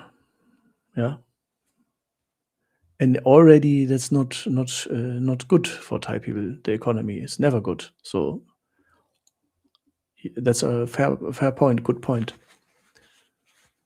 Mr. Ross, the police raids are always comical. Yeah. Going into Soi 6. Yeah, the Soi 6 inspections are the funniest. When they even take the politicians with them, and then they have the picture where a group of 10 officials walk down Soi 6 and left and right, Ploy and Cartoon and Cake and Wawa and Boom Boom in underwear and smoking a vape. And they walk through that and say, it's a very nice area, very good. And there's nothing happening. No, nothing suspicious happening. It's very good. It's all very good, very friendly people. It's a joke, but you somehow have to love them for that. It's so good. Which other country would do that? It's so ridiculous. If it wouldn't happen, we couldn't talk about it. Mr. Kamba Pelao. Wow. Mr. Tim, have you ever been Cambodia? No. Because funny story, but very true. Whenever I try to book Cambodia, Japan, Vietnam, I book, and then the pilot says, welcome, we have arrived in Bangkok. So suddenly, somehow, I always end up in Bangkok airport. Last minute, I cannot betray my paradise. Cannot betray. Always have to go back now. So it's very. I'm a prisoner of my love. Why is Thailand doing all this? Oh, Mr. Bird, I can tell you, because less and less people are coming, and the economy is not in a good situation. Also, the fertility rate is not very good. So Thailand loses its own people, and almost like the Thai population gets less and less and less and less, and older. Same time, more people leave the country for Vietnam and Japan and any other countries. They look at the other countries that suddenly announce tourism records, while Thailand goes down and down and down and down. And add on that, constant viral videos of foreigners behaving like a-holes, brawls on Soi 6 Beach Road, Bangla Road, yes, with Thais involved, but it doesn't matter. It's just a really, really bad image. Thailand has a bad image if you look at social media. It's not a country where you, as a high-ticket investor, says, this is good, so stable, so clean, so nice, such a good tourists. They attract a really good type of tourists. No. For years, they attracted horrible tourists. Not you and me, but you know what I mean. They have always been, I've always felt like I'm surrounded by 100 years of prison, especially in places like Pattaya. And I don't care, yeah, but it is a certain type of people. A lot of them always look like they are on the run or on the Interpol list, and or should be on the Interpol list, and they don't bring a lot to the country. They don't bring a lot of money. They don't bring investments, and they bring problems. Plus, the Thai people hate them, a lot of them. So you can look at that and say, yeah, somehow this will change, or you change this. And how do you change it? Do you look at the neighbors? That already done that, already done the homework. And which country do you look at? Singapore. TDAC is because of Singapore. That should have been the first hint, but we all overlooked it. Not all. Some people were smart, but I wasn't so smart. I did not see it coming, that this was only the first step in many steps. So they're cleaning out. So you don't, they have more like a bouncer mentality. You cannot come, or you can never come again. Bye-bye. We don't need you. There are enough people coming anyway, not as much as before COVID, but if you can manage to maximize the spend per person that's coming, perfect. But the rich people don't visit a country where they don't know if they die on the street because of some drunk Russian brawl or something like that, to exaggerate it a little bit. And until now, they don't really have, like, they're not famous for luxury travel, for example, too. They are famous for party travel, mostly for complete getting wasted, but not for billionaire retreats, for high spenders, big spenders. They have, yeah, and there are hotels that are extremely expensive, but the overall image is mass tourism. And mass tourism brings everything with it. Same as Mallorca in Europe. They do the same. They constantly talk about the same thing. We need more quality tourists. How do you attract quality tourists? If you keep out not quality tourists, make it as unattractive as possible as possible for low quality tourists. I think it's, for me, I see the logic behind it very clearly. Mr. Schmecklon the Great, one of my concerns with the new crackdowns on investment in foreign work is the ability to still keep active as an expat. You mean active as you working? With the right visa, you can work remotely. Why not?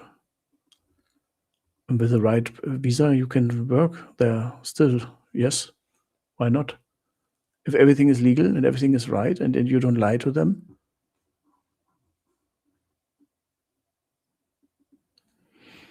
But again, I'm not working for the government. I'm not the government. I'm a Jadamann, German guy who only a journalist who tries to make sense of the news and translate it to you.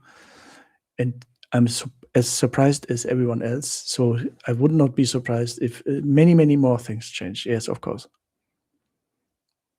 But I guess they need legal tourists, legal experts, legal guys. They need them. It's not crackdown on legal foreigners. Oh, long answer now, Mr. Bird. Ross, it's smart to become Thai, as then you can just own everything. But the process to become Thai is a nightmare. Yeah. I know one guy, very, very nice German guy, who had like a German restaurant in Thailand for over 25 years. And he, after 25 years, became Thai. He was granted Thai nationality. Fantastic, amazing. Yeah, wow, really, wow. And he's incredible. But he said, for 25 years, I paid every day 500 to 1,000 baht bribes to keep my business working. 25 years, 365 days a year, 500 to 1,000 baht every day for bribes to make things work. Expensive now, when you look at it 25 years. On the other hand, you can say, great, he paid and then it worked. Yes, I can see that too. But as a German, it's quite strange. This doesn't happen here. Hui Kwang, full of exclusive high-end club. Yeah. Full of high-end club, like, and for the Asian people. Mr. Schmecklon, many expats have nothing to do and get bored, lonely, and drunk. Yeah, with heavy regulations, this is a danger, I think. Yeah. Of course, if you have nothing to do, then being drunk. Or Mr. Max, yes, in UK, our homes are built to keep warm only. To keep the warmth in only. 99% of the time it's freezing, wet, and miserable in the UK. Okay, so you don't need an aircon. Okay. Everywhere I went in Thailand, aircon. Same, USA. Yeah, USA. Everywhere. And Dubai. My friend's house in Oregon has aircon in every room, and the house is made of wood. Wow. Philip May Benoit, in terms of entry requirements, did you have any experience using the new Tim app instead of TDAC? No, not yet. No. But I downloaded it and checked it, and I think, it took them a year to publish it, and the official start is in August, so I think they're good at that.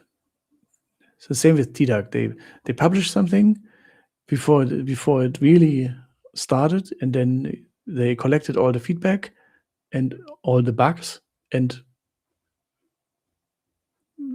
erased the mistakes. And I'm very confident that this is a very easy thing. It's a little bit like Spain had that during COVID, where you just entered your dates and who are you, where you're going, and where you're staying, and passport, and bye. Easy. Maybe they even bought that same line of code.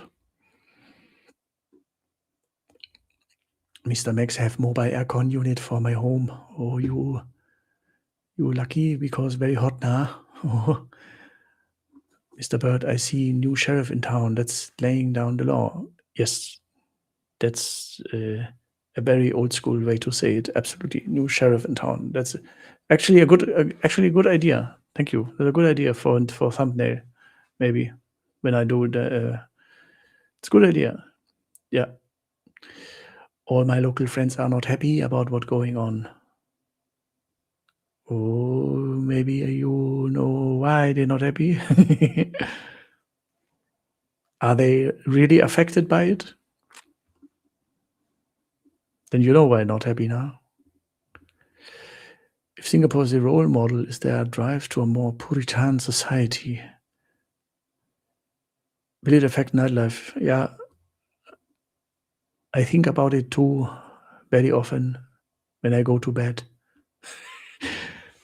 No, to be honest, I absolutely understand your question, and I can just speculate like you. I cannot, I can't believe that they do not target the nightlife venues. Cannot think of a situation where they say, and for example, look at all the guys who are affected right now. The property guys, the hotel guys, the rental shop guys. I would say that they are already collecting data, stuff, info about other sectors to, to clean off their records, to clean up their records, to say like, hey, I can offer you information about this and that person in this and that place. I know that they are running multiple bars on Soy 6, Nana Plaza, or whatever. Just, I don't know. I just say that, yeah. And please reduce my prison time in exchange for information that leads to arrest. Yeah, that's what I thought today. That I, of course this will happen. People who are now kicked out, basically, they will do anything to stay and to cooperate with the government, including giving them material about other ones. And their mindset must be, huh? Why is it only the hotel guys? What about all the go-go bar guys? Are they okay? So I think there might be some change too. But again, that won't mean that Pattaya is becoming the most boring place on earth. Maybe some bars close and open again under another ownership. Yeah. And with less Russian techno. Mr. Ross, I expect TDAC next year will have a fee. I don't think so. You mean the entry fee? Maybe. Yeah, can be, but I think that they will put it on the airfare, on the airline ticket. Because I think they know if this is on the TDAC app, even if it's just $8 or $10, then people won't enter their bank details in an immigration app. I think.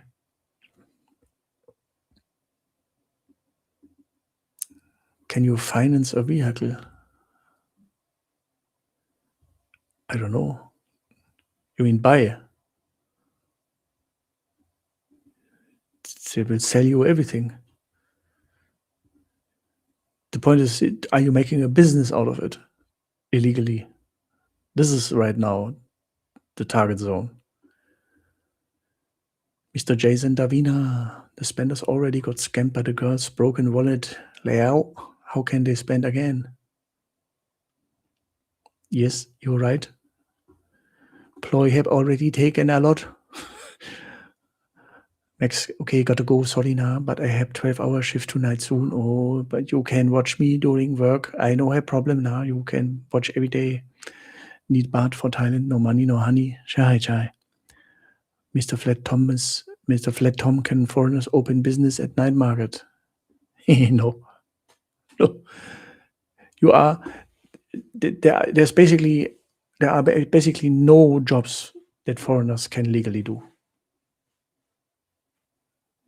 And everything market food related is absolutely a no-go, because night market is not, this would mean you are the one cooking or handing out and this is not allowed. And who buys a night market stand and doesn't work there, then this is like wasting money. No. This is like this doesn't end up well. Oh, Mr. Pierre, 50 Danish crown. Oh, thank you. I saw too late now. 6-minute delay. Sorry now. Thank you very much for Danish crown. I thank you. This is a super chat or super thanks. Super chat. I think super chat. Thank you. Makes me happy when I give super chat for you, from you. Thank you, Mr. Pierre. Denmark. Very good. But there's more, I told you. There's a lot of more thing that I can tell you. And Thailand also hunts scammers. It's not only crackdown on everything I told you, it's also crackdown on scammers and foreign scammers. And this picture is from today. The guy in the middle is Mr. Anutin, and the guys around him are the guys you don't want to have a problem. Police and so on. And just today, this morning, they announced the results of a 9-month crackdown on online scam gangs, call center networks, mule accounts, and transnational crime groups. Period, October 25, June 26. And the main results: online crime reports dropped by almost 70%.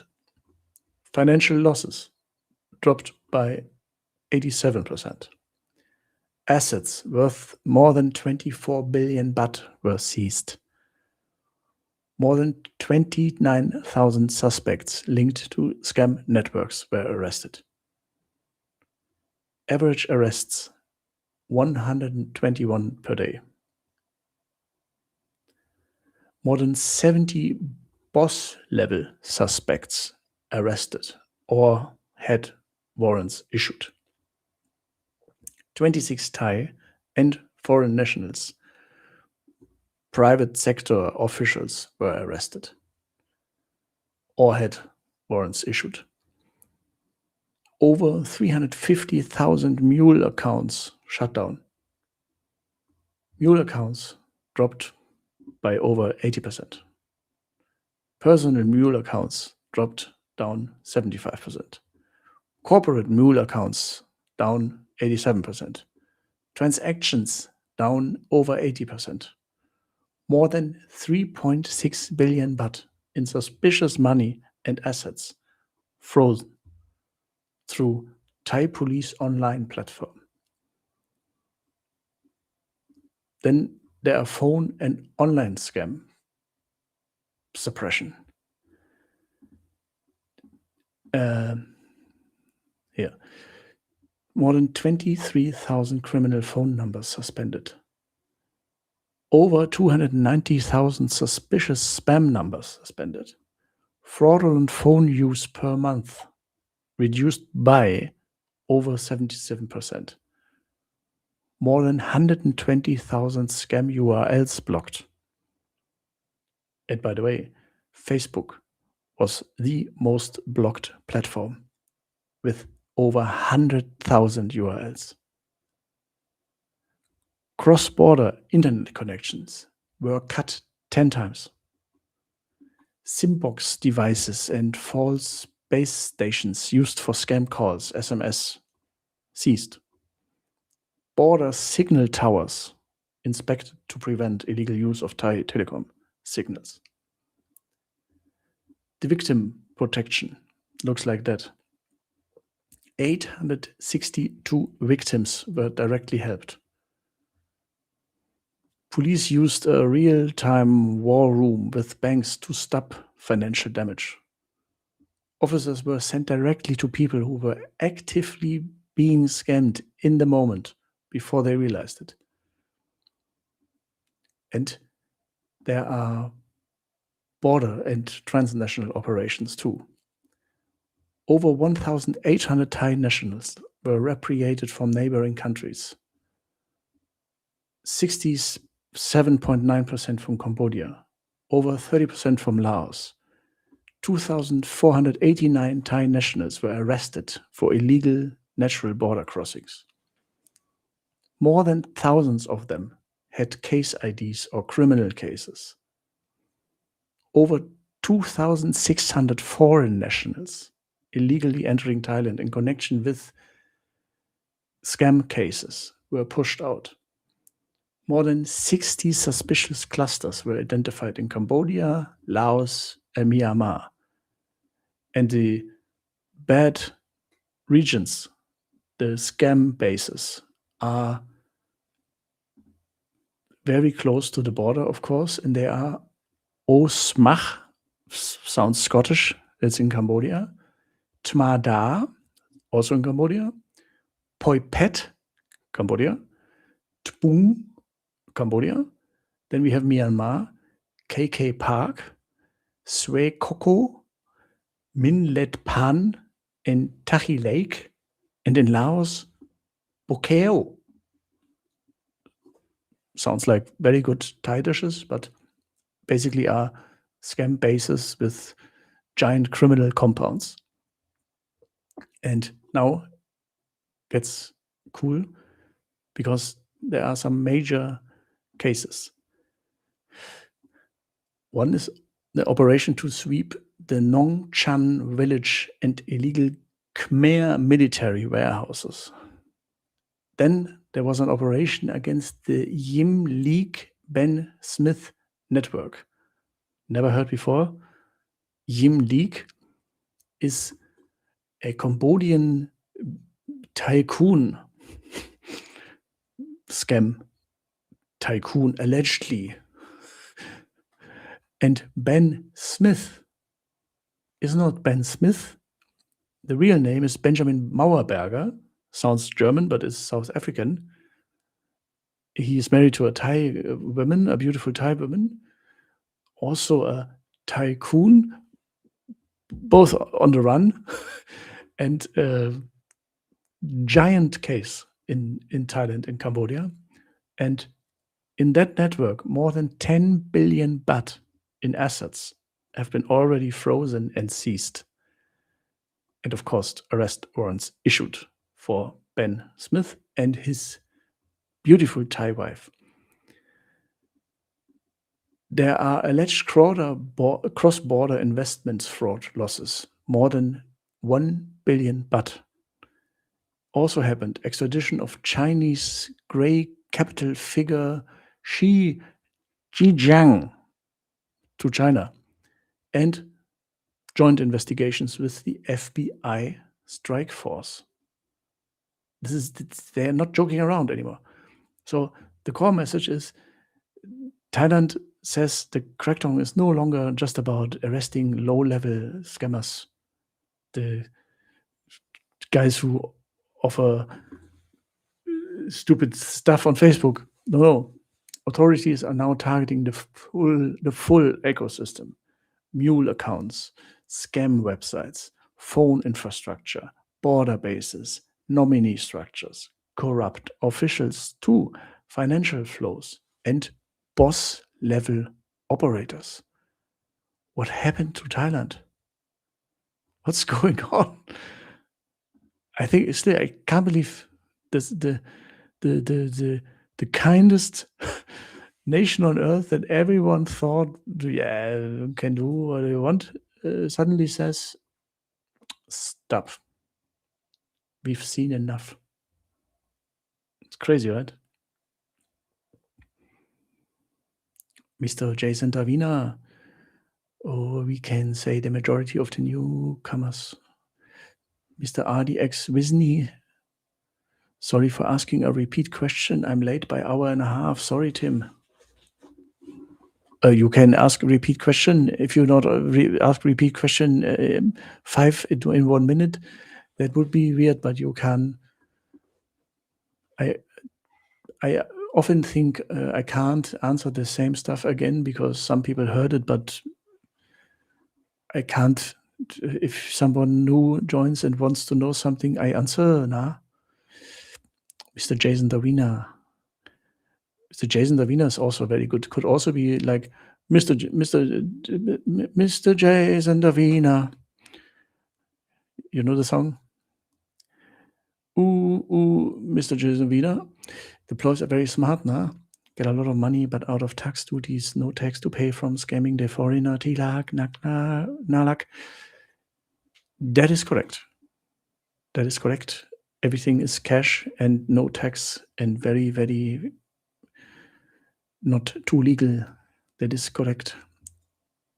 But at the same time, I can't imagine that they will go after Ploy and Nom and Nam and Gib and Cartoon and Candy and Idea and Grace and August. Oh, I know too many names now. I can't imagine. The Falang boss, yeah. But Nalak Ploy, I don't think so. What would be the alternative? Offer them jobs. Yeah, but no help. To be or not to be. And what do you think of it all, as someone who traveled regularly to Thailand? I know that it sounds a bit like I'm working for the government, but I really think this is great. Because the amount of, I really have to say, when I first came to Thailand, the people who came to Thailand were on a different level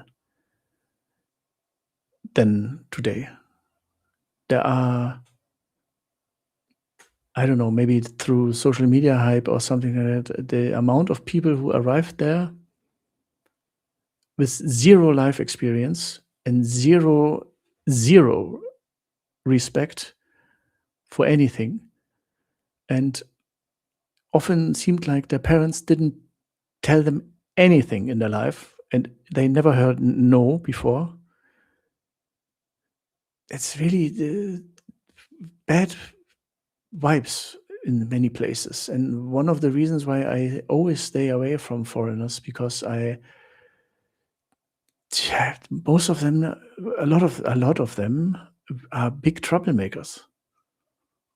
And yes, I'm not talking about a temple meditation retreat in Chiang Mai. I'm talking about, of course, Pattaya and Bangkok nightlife areas, yes.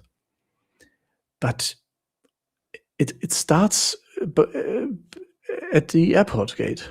When I'm bored, I look around and think, who are these people? Why are they? Where are they coming from? Why? What is this? Do we really have the same destination? Oh my God! It's often felt like we are going to Mallorca or Benidorm, but not to Thailand. I was really surprised by the overall quality, rudeness, already completely drunk, and Thai Airways people always, cannot, no confrontation car. And if this leads to people who think they can behave like a 2-week superstar and treat everyone bad and don't follow any law rule, wonderful. And the illegal businesses didn't affect me and you and me and us at all. So if they are there or if they're not there, it doesn't affect us again. So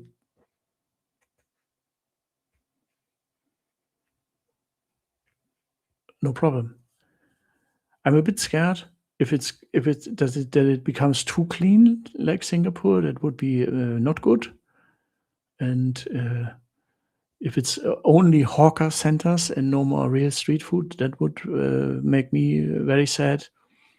And if they kill the nightlife, this would be also devastating. But having reliable businesses, reliable hotels, reliable transport services, reliable rental shops.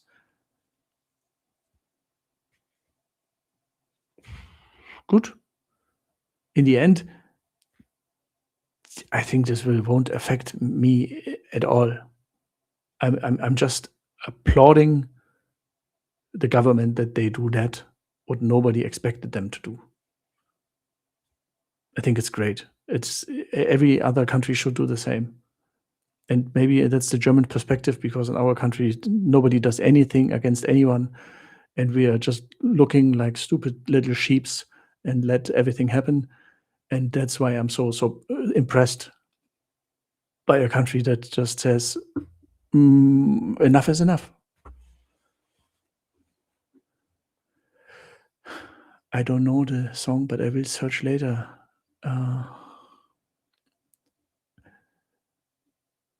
Mr. Barbalina, Mr. Barbalina, Mr. Barbalina, Mr. Bar. That's what is the song when I Mr. Jason Davina, Mr. Jason Davina.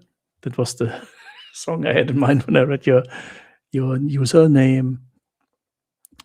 Ross, traveling is stressful. Last trip I had a couple next to me that went hard on the double vodka and OJ. Oh yeah, wonderful. They got cut off after they split the second drink over me. Wonderful. Had a soggy seat for the last 4 hours. Yeah, well, these people. Last flight, when I last took a flight to Mallorca, 10 guys were kicked off before boarding. They smoked in the gangway and in the airplane. They had their own mega bottle of vodka and drank it. And when the stewardess told them, "This, you can't do that," they called her a bunch of things. This led to an hour delay and police action in the airplane. Wonderful people. 9 completely drunk German Assis, as we in Germany say. And these people, no country need them. To be or not to be, I see, but does the Falang illegal business owner is responsible for the troublemaking tourist? No. No. No. But no, of course not. No. But this is not only removing the illegal foreigners. This is a crackdown on everyone, reducing the visa-free window is the starting point. And this already eliminates a lot of people and tells the people, no, can't come here, and no, we welcomed you with open arms. Too many people behaved really bad. Bye. That's number one. And they clean up in every departure. They already just let a lot of people not enter or kick them out or depart them, plus every single structure that is related to a foreigner that doesn't behave well. Crazy. I mean, you sound like you are from my country, so you know that this is really different from what happens in Europe. Unimaginable. If Germany would do that, the giant the demos on the street against the government. How can you don't treat criminals so badly? Mr. Jason, why nowadays many employees collaborate with the Chinese to play money circulation through social media platform? Yeah, but foreigners too, nah? Last time I saw a big, like a line conversation screenshotted circulating in some men groups of Thai women being scammed out of a lot of money by a foreigner. Also with the classic, like, I pay for you. Can you check your online balance? Did you see the money that I gave you? No. Okay. Now maybe you have to pay first some 500 baht, and then it's for to enter and blah blah blah. And of course, she did it because I like you too much. And yeah, so everyone takes money from everyone. Yeah, but it's your own fault if you talk to a ploy and talk about money and listen to any story. Like I need as soon as the conversation starts to if the topic is about money, bye. I remember during COVID, a lot of friends messaged me like, "Give money, I need money." Yeah, yeah. Combined with like, "I love you, and I can send you photos or stuff like that," or "When you come back, and I wait for you," and yeah. Bye bye. Never give money. Never online. Never dating money. Mr. Ross, I'm not sure what imagination are like when you're drunk trying to get visa exemption. Yeah, this is a good idea. I want to stay 6 days. No, better not. I see gasolina. No, no, it's same. Yeah, it could work with your name too. The song Gasolina, Jason, absolutely. But I think of Mr. Barbalina, Mr. Barbalina, Mr. Maybe you'll find. Good evening, August, or late now. You wake up late. You come back every day, every time. I think you good man. You are very close to visiting Thailand, huh? A bit late, or yeah, but I stream a long time. Last time only 2 hours, but usually 3 hours. So you are good in time. And I have more to tell you because I already told you that Thailand is not only cracking down and kicking everyone out who makes money illegally, which results in many Thai people lose their jobs, and it's not a good idea. So also today they published their new 12-year economic plan to become a high-income country.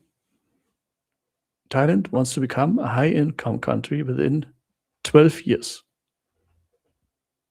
This is the plan.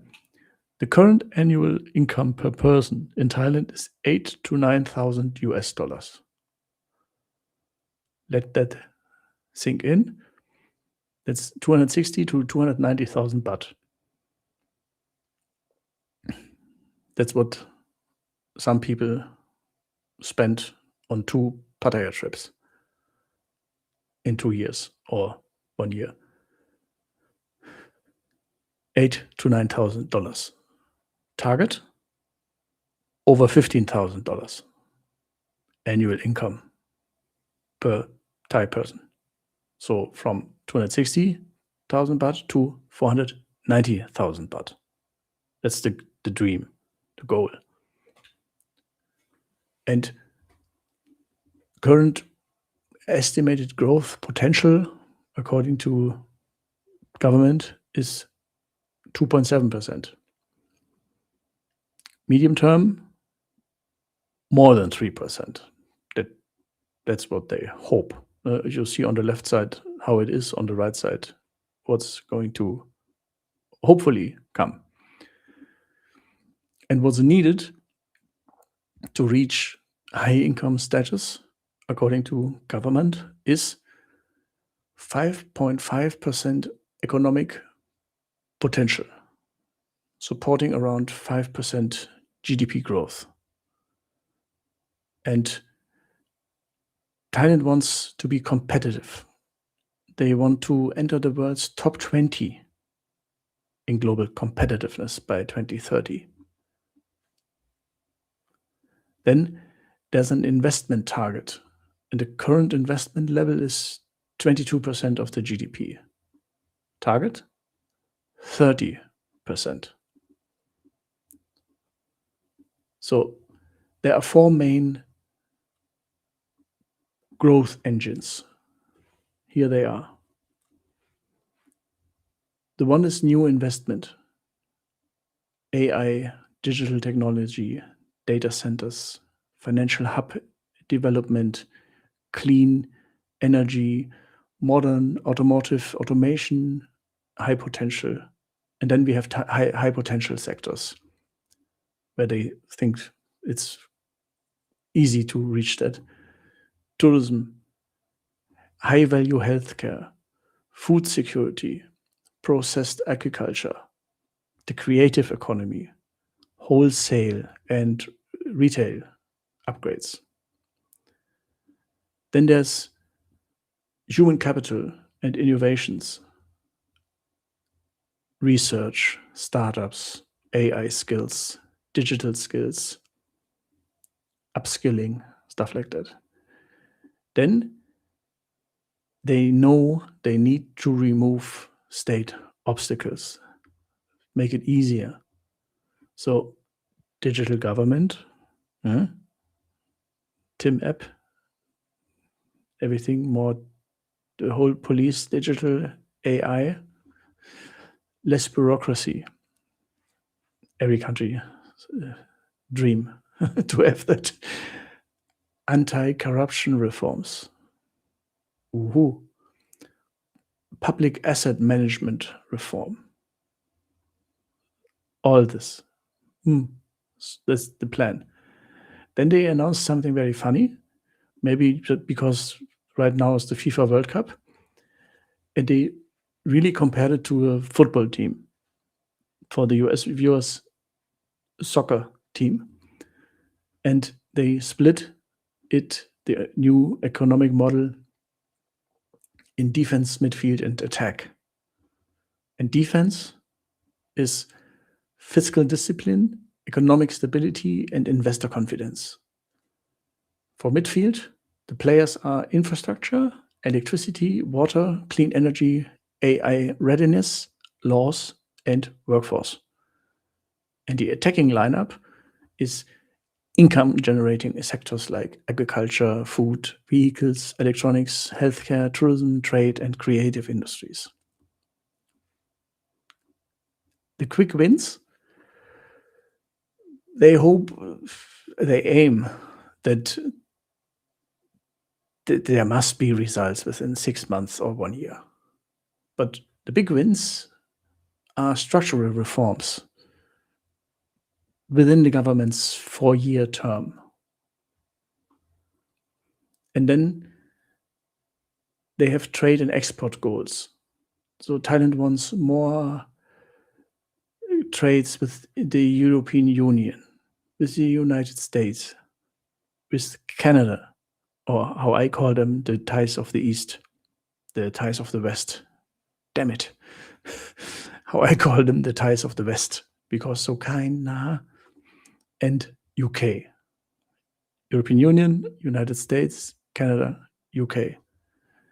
And right now they have 7,000 major exporters out of more than 20,000 business operators. And the goal is spread export income and opportunities to more businesses and more communities. Then there will be legal reform numbers. So about 90% of Thai laws are permission-based, and the government wants to reduce licensing procedures, fast pass, simplify subordinate laws, move more services online, and improve procurement rules for delayed public construction projects. The core message here, Thailand is trying to escape the middle income trap by combining high investment, stronger private sector cooperation, future industries, workforce upgrades, legal reform, and export expansion. Sounds good? comes from a billionaire prime minister. But right now it's only on paper. Back to chat now. Mr. August, yes, 25 September, Amsterdam, Bangkok. Check in Amber, 26. Then check in Hilton. Then check in Solitaire. Oh, you are going to have a trip that you cannot tell everyone. I just woke up. I came from night shift. Oh, I have to go work again in a few hours. Come from night shift and have to work again. Sorry, nah. Mr. Ross, to be fair, where do they get this annual income info from? The tax people. There are a lot of undeclared income. Yeah. Yet. I hope they have a real plan to do that and not just a case of listening to the American good idea fairy and the implementing trickle-down economics. Yeah, absolutely. As I said, this sounds good. It's a lot of management consulting wordings. Let's see. 4 years. They have 4 years to do that because of the term of the MP and 12 years. So slowly. But the numbers are, the goals are big. Yeah. Mr. Keith, oh, still awake, Mr. Keith. Canada, I wonder if this fast pace change will stick or if it's a phase. I think it will at least stick for 4 years. And that's always with Thailand. Then new PM, maybe. Or the people love what he's done and he will stay. But yeah, 12-year plan is very optimistic when you know that in 4 years everything can be reverted again. As someone who lives in Canada, all I can say is Kop Kun Krab. Yes, because you are the Thais of the West. The only Canadians that I met are wonderful people. Always nice. Same as the UK people that I met, and especially my friends from Scotland that I love too much. And the Americans realize right now in Boston how wonderful they are. Mr. Jason Davina, any name Dinah, as long as it's not Ploylina, Mikilina, or Manina. Yes, Davina is better than Manina. Oh, Nougat-Schnitte. Oh, so many information. Yeah, I know today is a lot. I know for me also a lot. My mouth very dry now. I drink good ploys only.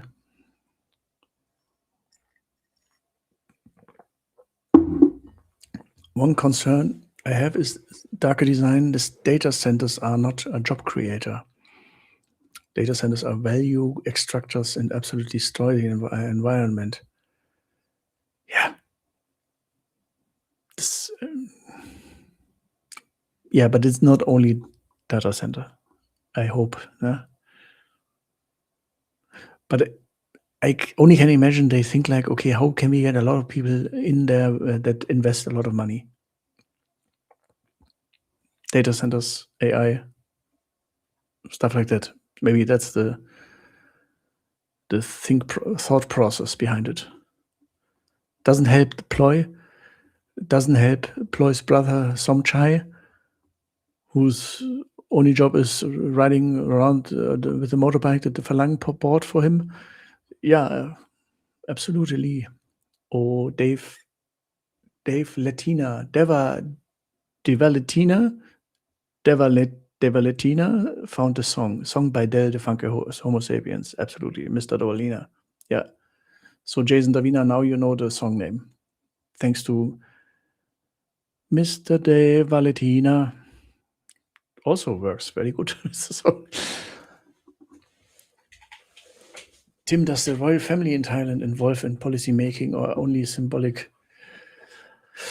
You bring me in trouble when I say anything about the royal family. I cannot say. Royal family is very good. Thai royal family is very, very good. And I don't know.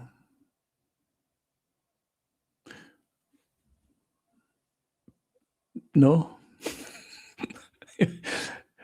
Please let us, for the future, avoid.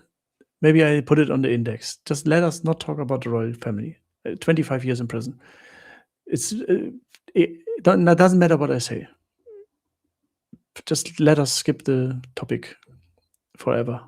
That would be fantastic. Or something like that happens. We continue with the news. This is for, are there Americans in the chat? I hope so. Because this is very funny. I've missed this one, and I thought you need to know it. That's the Russian Ministry of Foreign Affairs. It's a warning, a travel warning for Russian citizens who are traveling to Thailand. And you will never guess what they are warning. They are not warning like, can you please not open a fake nominee shareholder company in Thailand? No. They're warning Russian citizens because of the American people. This is not a joke. It's true.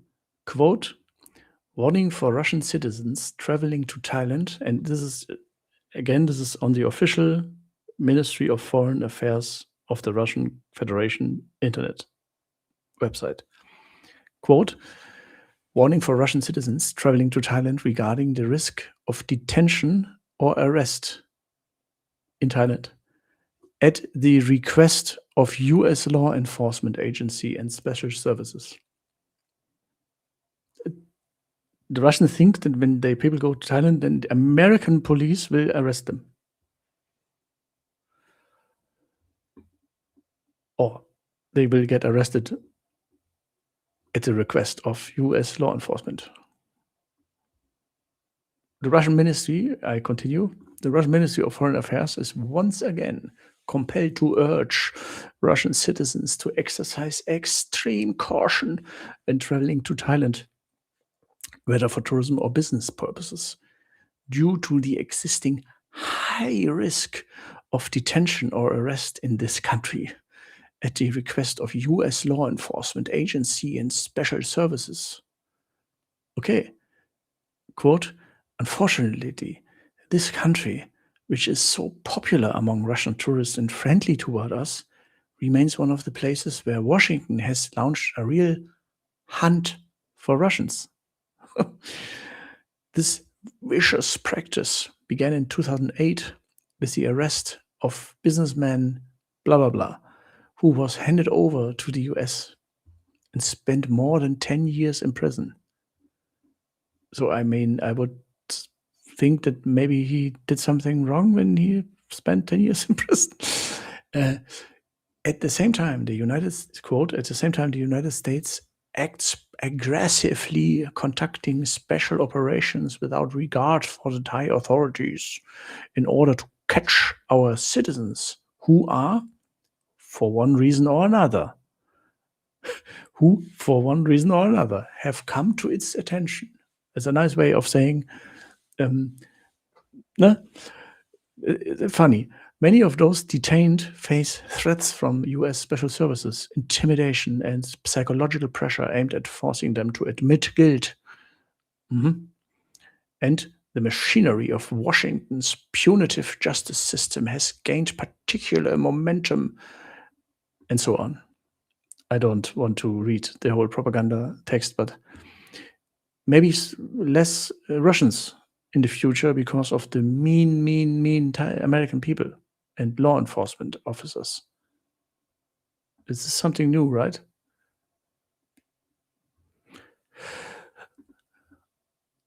Jason Chai Club, thank you so much. Kundeva, thank you. Now you will have in Germany we say an earworm. A song that never leaves your head.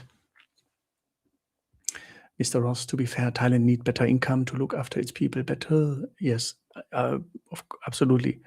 I had a ploy that kept her brother in sheds in garden with demon in him. Mental health. Yeah. Yeah. I talked a lot to Thai people always about also about work and money related things, and some can't really tell you a lot or are scared that if you tell you something. But the ones who told me how much they earn from basically the cut, that's insane how bad it is. It's really, you would think, like, I don't know, if there's someone who where you pay like a massage service, and you pay, like, I don't know, let's say 2,300 for a 2-hour massage, you would assume, I guess, that maybe this will 1,500 for her or 2,000, because why for the room or what, I don't know, or the towels, or why? No, it's often is less than half. Oftentimes, it's let's say from 2,300, you can really assume that it's only 1,000 from 2,300. It's crazy. So they already make not a lot of money, and then the boss takes the bigger cut. Mr. Keith, Tim, are you planning to start merch store? Your coffee cup should be for sale. Oh, Heb.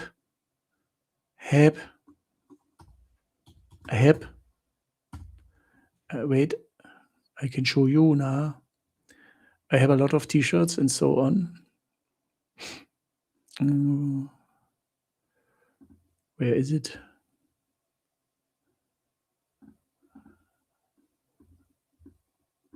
I show you in a second. I don't want to disturb everyone, but I have, if you, for example, if you look underneath my YouTube videos, there is a product shelf, mainly PDFs, itineraries, and so on, but also t-shirts.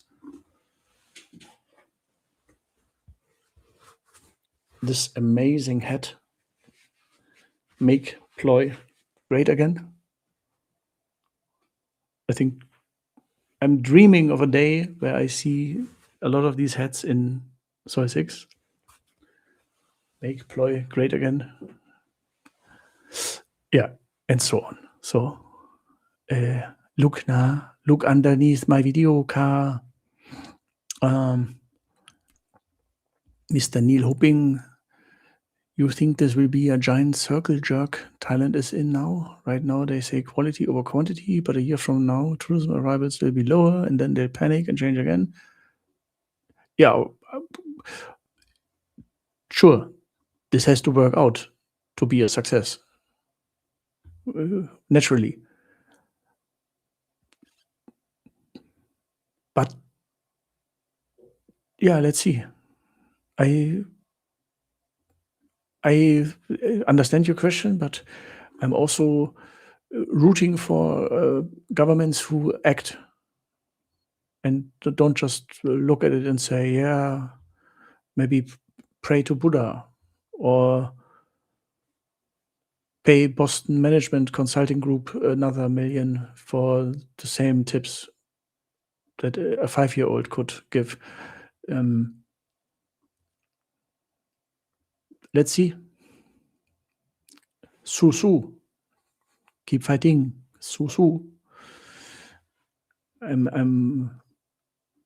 First impression is, okay, let's see. I'm optimistic. I'm curious what happens. And it's almost every weekend I think, okay, weekend chill, and then I open the news feed and think, what? Okay, there's a lot of things to tell right now. A lot of things happening. If this continues with this speed, then oh my God, I can't imagine what else happening soon. Mr. Darker Design. I mean, the Russians do that to Americans traveling around Russia and its puppet states in Eastern Europe.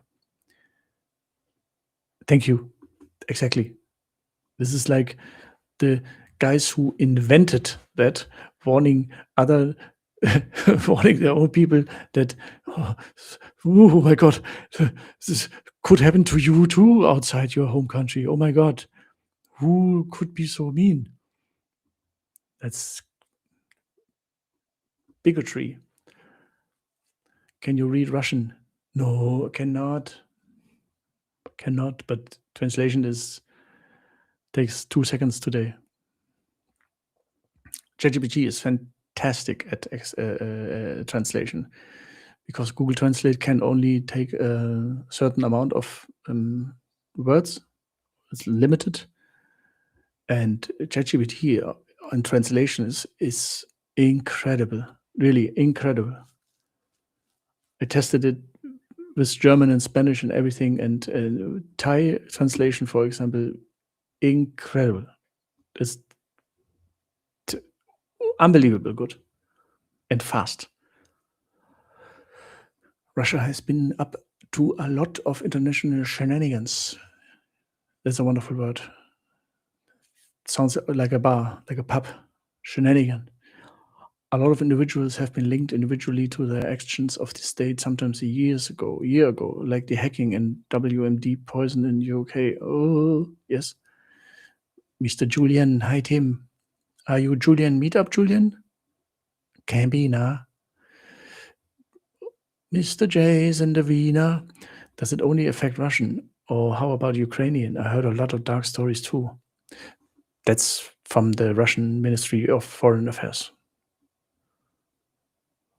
Ploida, sponsor forever.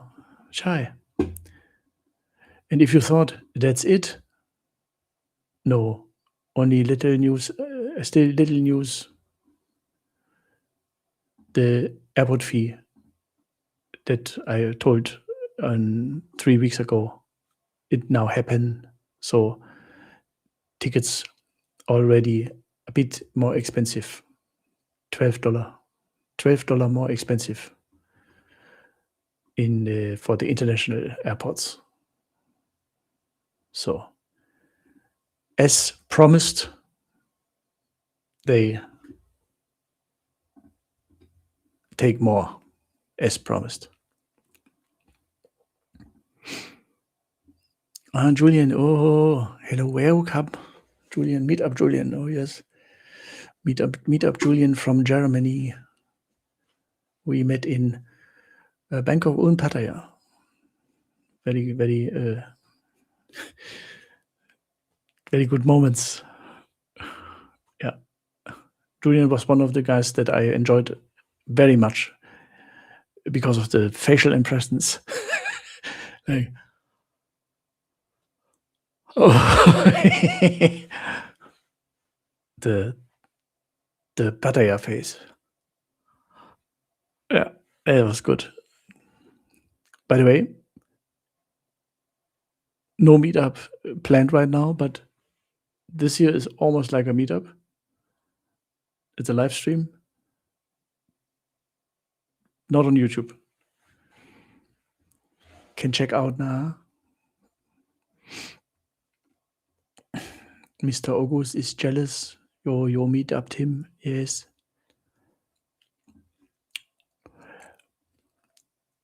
It really is. It makes a big difference if you go to a place like Pattaya that's so overwhelming and you have no idea where you're going, or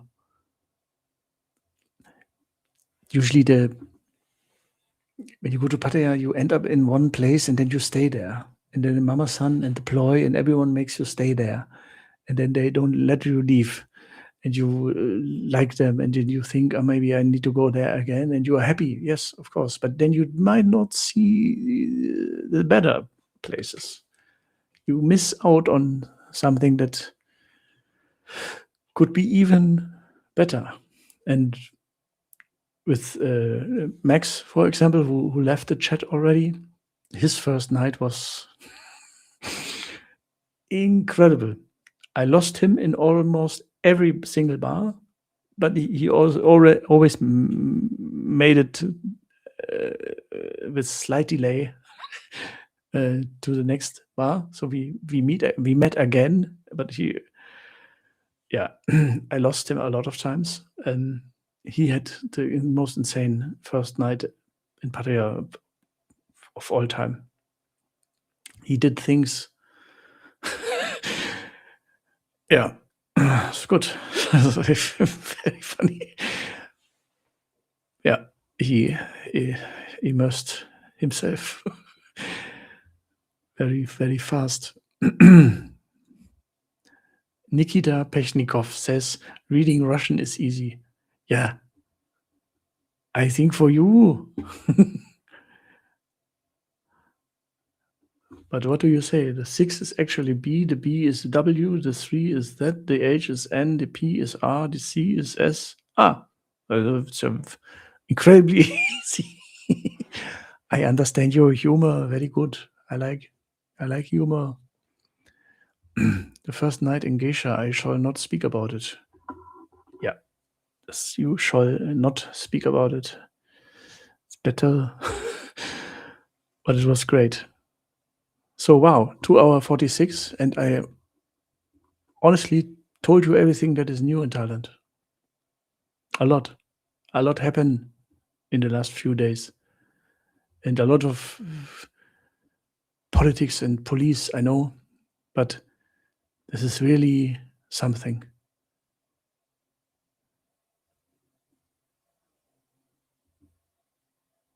When listening to you, Tim, I get more excited to visit Thailand. September isn't coming soon enough. I know. I don't know my next dates, by the way. Sadly, I could go every day. I would love to go out now, take a bat bus to King Kong, and order pad kapau with squid in soy 6 from a street food vendor, and have a cold Leo visit, and watch the theater of madness in front of me, and the first timer impressions, the oh my god, and the screams, and yeah, it's wonderful. I love it. When I've been the first time to Soy Cowboy, I was like, this can't be true. This is unreal. I went there in the afternoon, and I sat there and had a beer and some food from a bypassing street food chef, and it was unreal that this exists. Oh, Mr. Roger Stokes. Hi, Tim. Hello, welcome, Roger. You late now? ไม่เป็นไร Nikita, what is the Russian alphabet for L? Oh, I let you talk to each other. I can help. Yeah. That was my first impression of Soy 6. It was wonderful. And I like the little moments in Soy 6. I don't know if you saw that when the girls splash a fresh bottle of beer on the street. It's like a little spiritual ritual, like a hoping for good customer, good evening, safe evening, and then they splash little beer around them. These little almost Buddhist spiritual moments in such a place are wonderful. same as I guess I told it in one video before, the same spiritual goodwill ritual in some go-go bars before they open. One or two occasions I don't know, they let me in, although it wasn't open yet, and but I already sat there, and then they did the spiritual good business, hopefully spiritual ritual, where everyone pushes the bells, ding ding ding ding ding ding ding ding ding ding ding ding ding, and two of the staff members walk around with a bottle of some liquor, and every staff member, dancers, waiters, security guys, cleaning lady, everyone holds the hand so they can splash it with water, or they touch the numbers, for example. They touch the numbers with the holy water then, yeah? And me too. I was sitting there and I was like, "Yeah, amazing."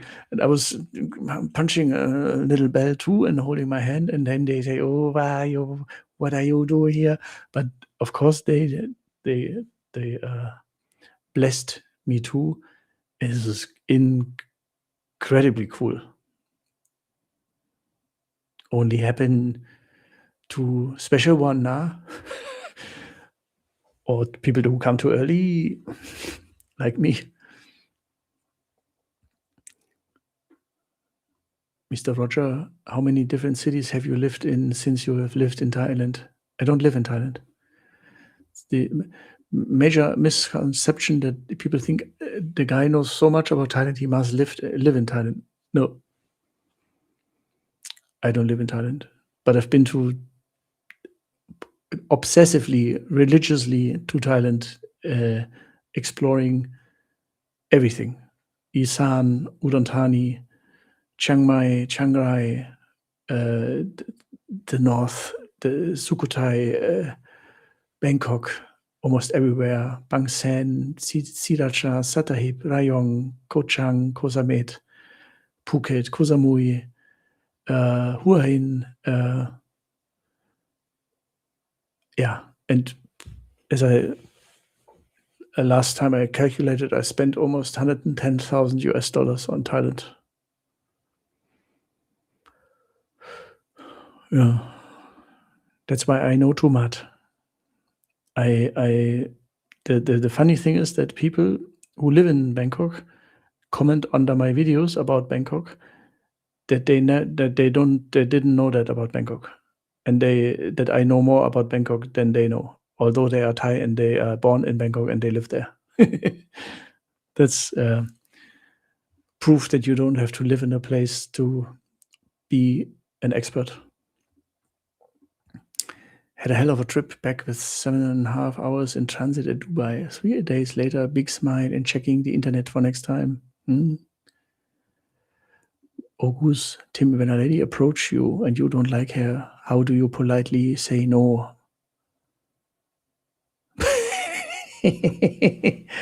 August, you have funny questions.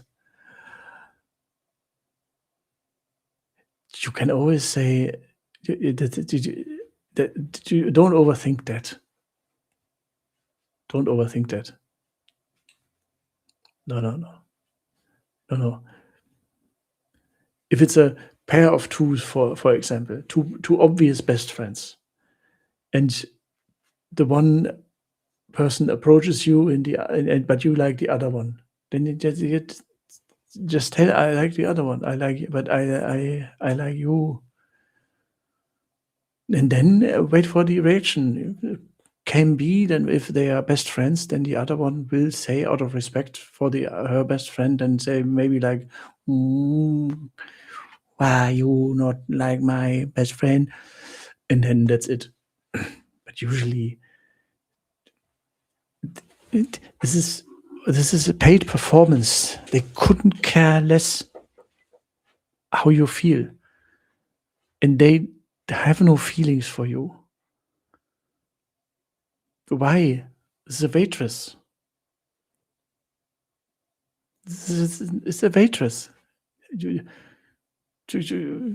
you have any hesitations against a waitress oh my God, maybe she really likes me? Or good, stop with these thoughts. The only trouble is when you made the mistake of already faking a 3-day rule, stupid stuff, and you're faking a relationship, and you come there every day, and you you number one, and you act like a boyfriend. Yeah, no surprise that if you suddenly show more interest to the new colleague, then that this will not end in a very happy moment. Yeah, because then you are like promised. You made the mistake of having a connection. Then the only option is leave the bar, never come back. But really, don't overthink. It's just like someone asking you if you want to have a drink. No, I don't want the chocolate. I want strawberry.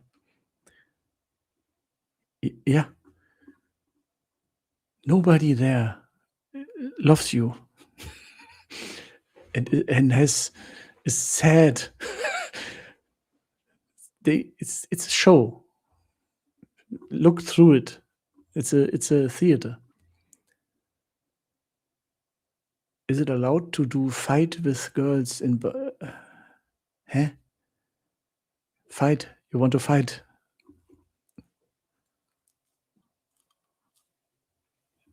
Yeah. Find out.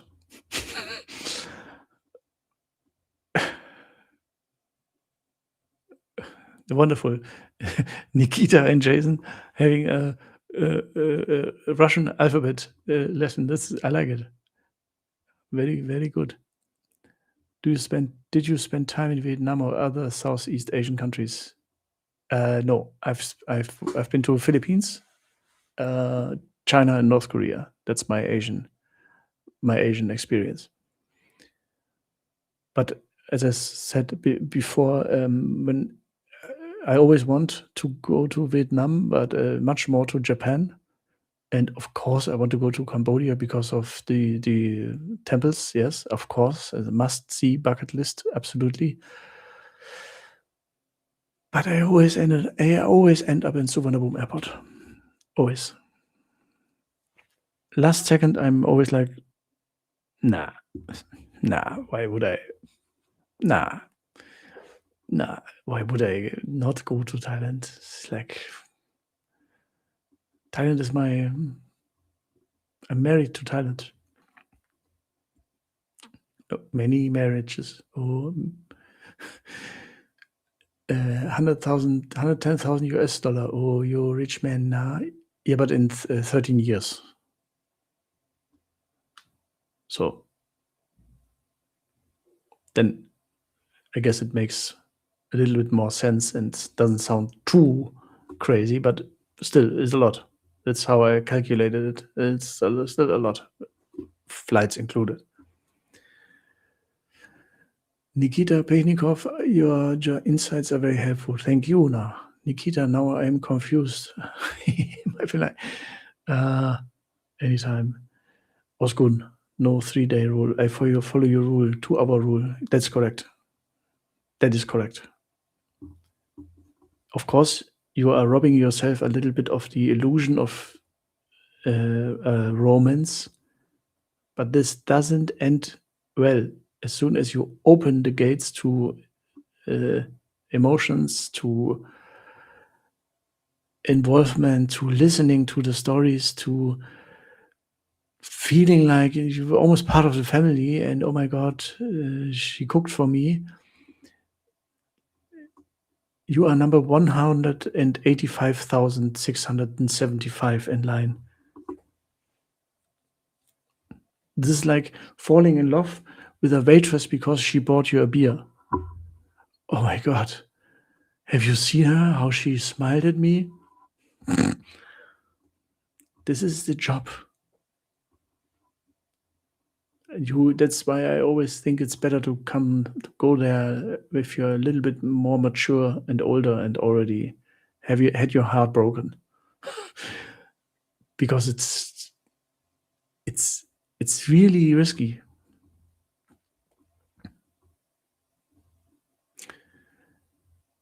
You really don't want to fight with Thai girl. Yeah, that's what I meant by find out. Thai women are really powerful. Even the smallest one can easily lift me up and carry me around. They are so strong, and they all know Muay Thai or a dirty version of Muay Thai, and they have no issue kicking you, punching you, or ordering the security staff to take you to hospital. So if this really has been your idea, you can count yourself as one of the guys who Thailand doesn't want, because this is causing trouble, public disorder. Does not end well. Fafo, exactly. But I think he was joking. Low len in Thai, by the way. If you say something in Thailand and you realize the reaction is not so good, and maybe it was a little, then quickly say joking. And if you say it in Thai, it's even better. It's low len. Oh, low len. I'm joking. Low len. Julian, next trip in August. I do 3-4 days in Vietnam to check it out. Food and pictures, then back to the land of smiles. That's a good idea. That's a good idea. The bar scene, Mr. Dog. Oh, the bar scene is a big comedy show. Absolutely. Take it for what it is. Absolutely. There's no love. Absolutely. Yeah. That's why my personal favorite video on my channel is the bar girl conversation script, where I tell you exactly how the conversation. I listened to the conversation, I don't know how many times, and even overheard it so many times. So you don't have to be involved to know what they are. It's always the same. It's always the same theater, the same questions, the same book. And once I decided, I take notes, and then I let that, and I call it the ploy book, like a playbook, and then I let it, some bar girls in Pattaya fact check it, like I read it to them and asked them, did I miss anything? And then they were laughing, and some even told me for example, the cat call, I see you in my dream. I never heard that before, but many told me that this is like the last chance, when the guy when they already lost him almost, then I see you in my dream. And now I speak like them when I talk to them. I answer with the same things. So I ask them, where are you going? Or I say, oh, I see you in my dream. Or, oh, I miss you. And it's so funny to see, like, they are getting their own script played back. And the good thing is they immediately know, okay, we cannot trick him. But I think, I feel like it's a little bit respect. Like, okay. Okay, we cannot joke you. Also a little bit sad, because it kind of is funny to have the conversation. But after hearing it 1,000 times, 10,000 times, it's like,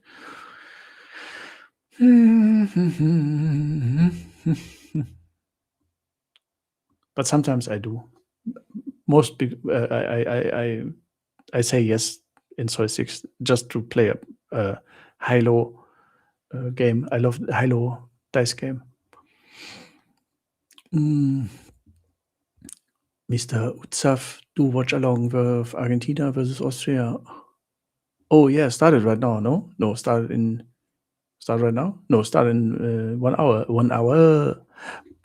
Thank you for not for asking, but for if anyone right now is in Bangkok, I found the by far best place to watch the games at night.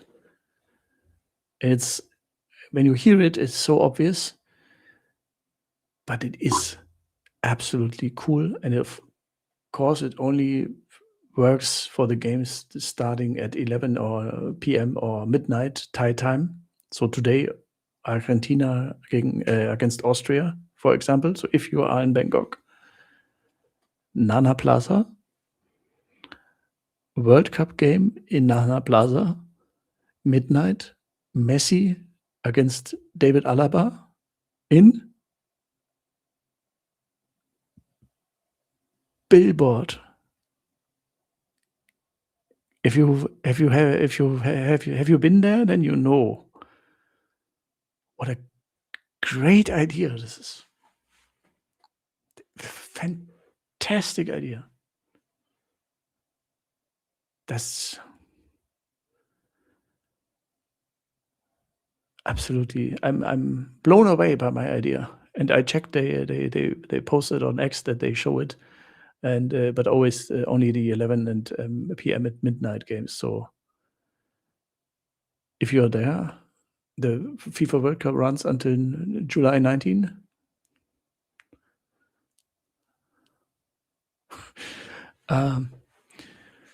I've set a 4K per month budget, and I'm considering retiring to Paknam Pran or Kanom.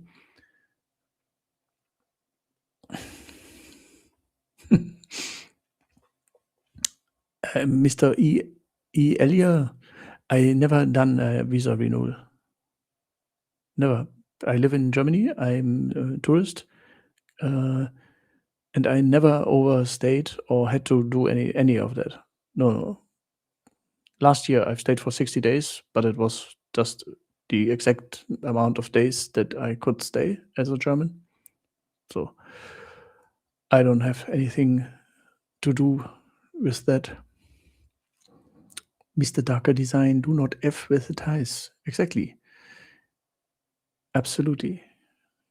Yes, you will end up in a hospital. Absolutely. That is correct. Mr. Jason Davina. Love at the first sight, Tim. Oh, you mean me? The waitress. Okay.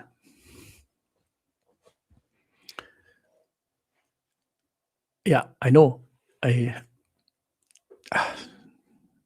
are so good at making you love you now. Oh, you don't need to apologize, Mr. Malvan London, but sometimes one does want a middle path, not the girlfriend experience or a real girlfriend, but a friendly, connected, regular. Yeah, you are the one with the cool Grooch profile picture. Very good. I know. Surprisingly, the majority of people still want to have the middle path, which also comes without dangers. Because you open the door to if you're cool with leaving and sharing, yeah, but most people are not. That's what I just try to tell the people. This is like, don't mistake it.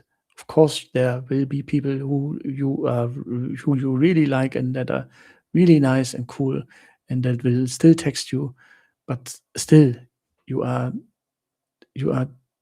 an income stream. Don't mistake that.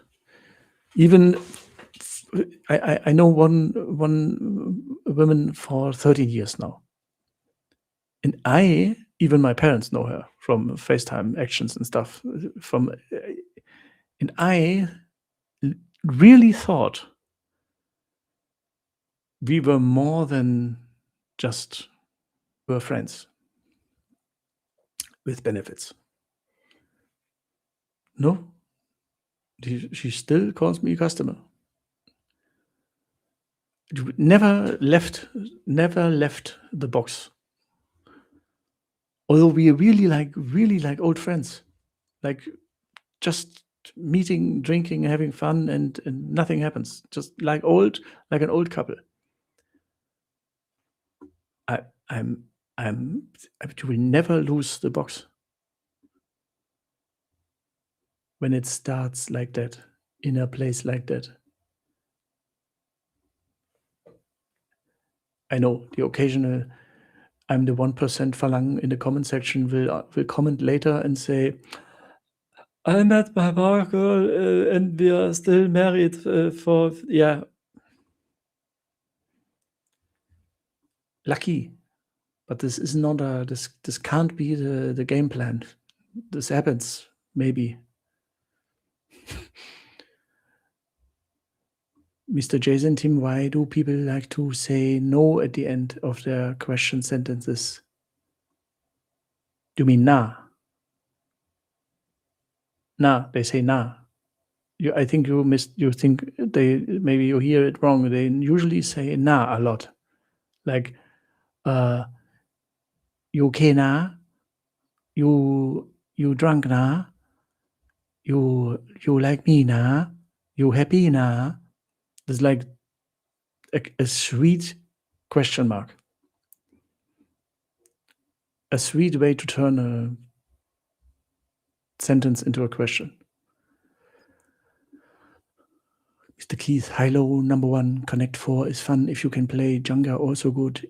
Yes, but I always lose Connect 4. Even after studying, someone did the study and found the perfect strategy to win Connect 4. I still lose. I cannot win against the Thai woman. It's impossible. Oh, Mr. Dash Falang is back. Oh, Mr. Dash Falang. Oh, I wait you.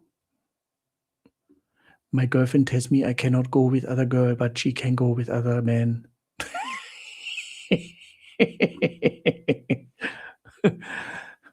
That's welcome to reality.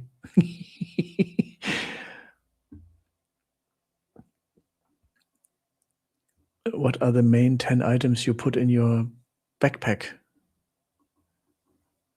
I have one video on my channel where I had already tell that. And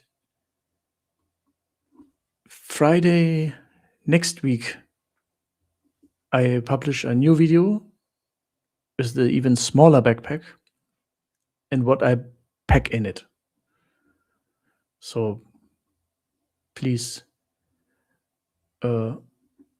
wait for that. But as I'm my own director, my own producer, I'm able to show you my backpack, 28 liter, very, very good. It's the smallest I could found, and it really feels big, surprisingly. And the video is about that, and it's not much that I pack. It's shirts, shorts. The biggest item is my MacBook, and my MacBook is the only reason why I travel with a backpack anyways. I would travel without anything if I didn't have a laptop with me.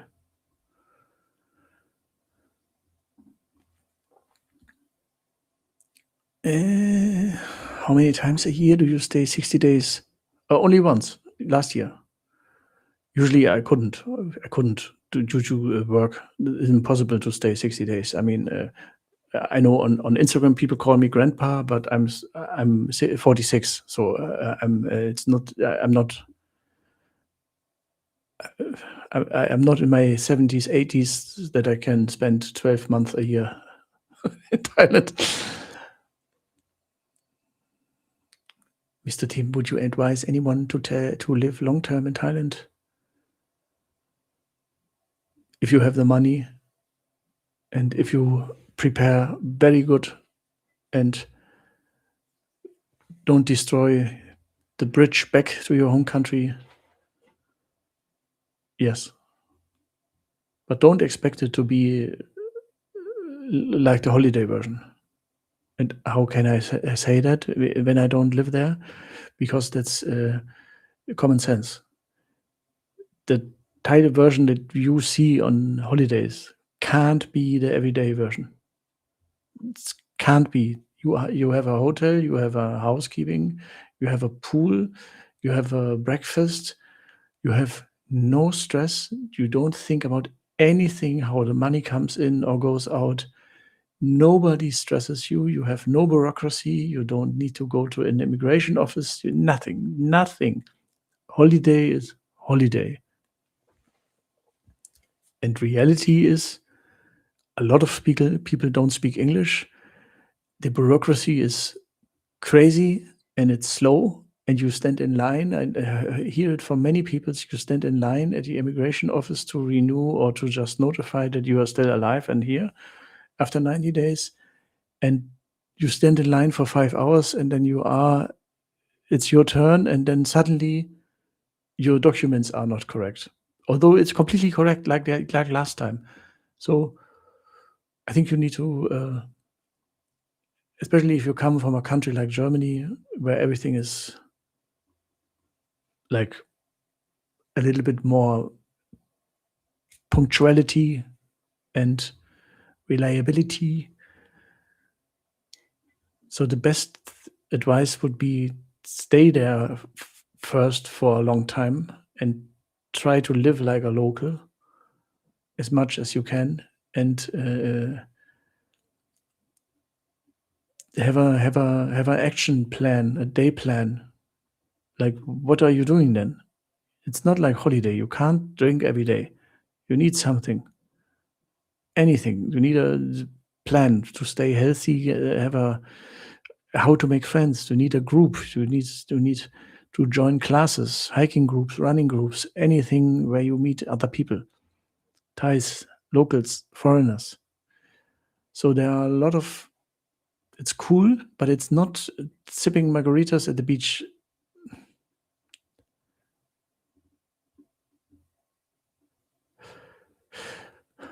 Mr. Jason, mostly people are into girlfriend experience, even if you're just friends with them. Yeah.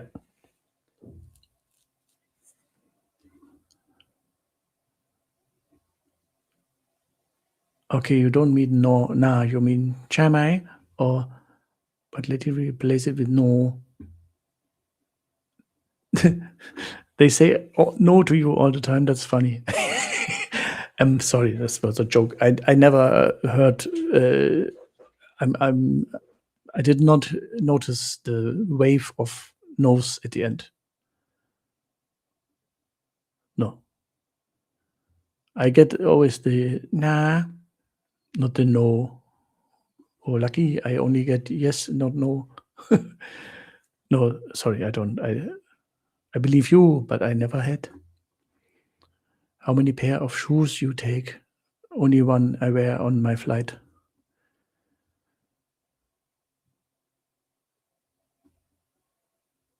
How many times a year can you visit Thailand with a 60-day visa? If I know it, if I remember it correctly right now, it's only twice a year. That's very bad for the visa run people, by the way. So if you really want to, let's say Dutch Verlang wants 6 months, then I would go for another visa, like a student visa, for example, combined with a real study plan, like Muay Thai, cooking, language learning, something like that. That's cool. I think that's really cool. That could really change your life if you would spend 6 months training Muay Thai or 6 months learning Thai. Wow. You are fluent in Thai or you are in the best shape of your life.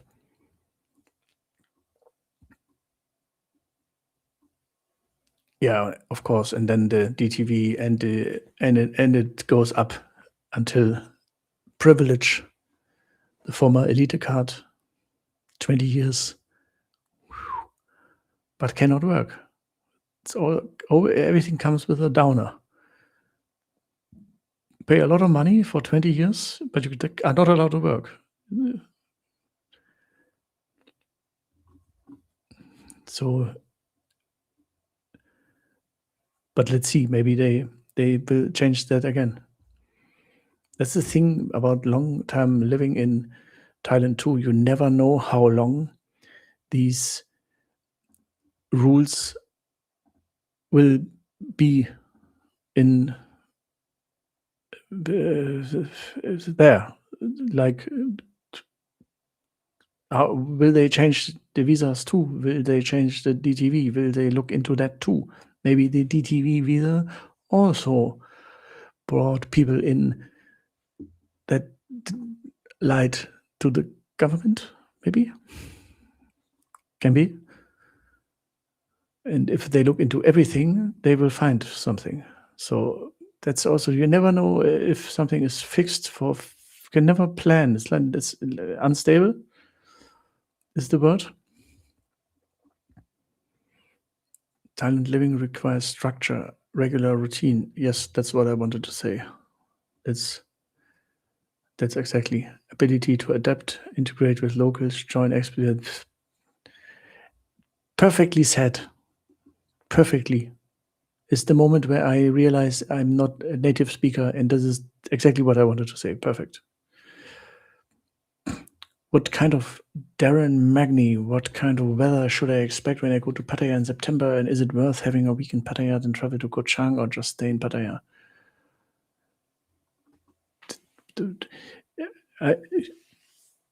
I said it many times. I couldn't care less about the weather. The only weather I care about is Chiang Mai in February and March, and I will not go to Chiang Mai anyways because it's the most boring place in Asia. So they will never see me again. So I don't care about weather. Why? Because rain is fantastic in Thailand, and I don't spend my afternoons when it's really hot in the sun.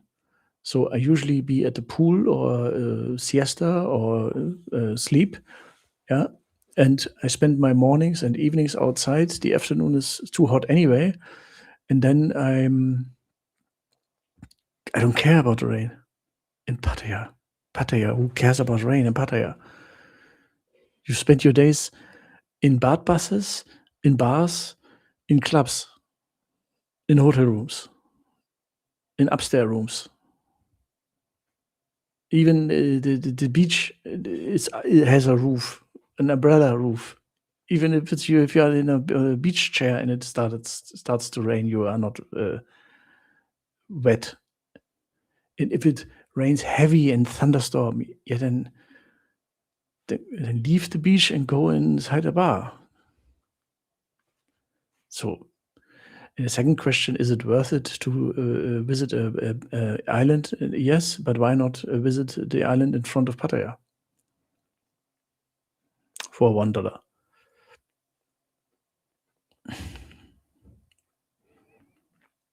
Is much more convenient.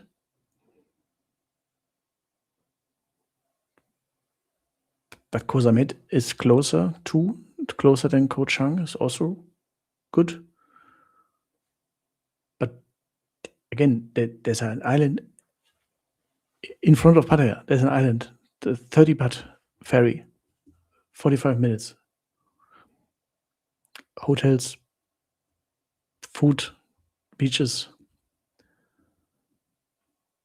If it's just the island feeling that you want to have and the clean water and the better beach, Koh Lan.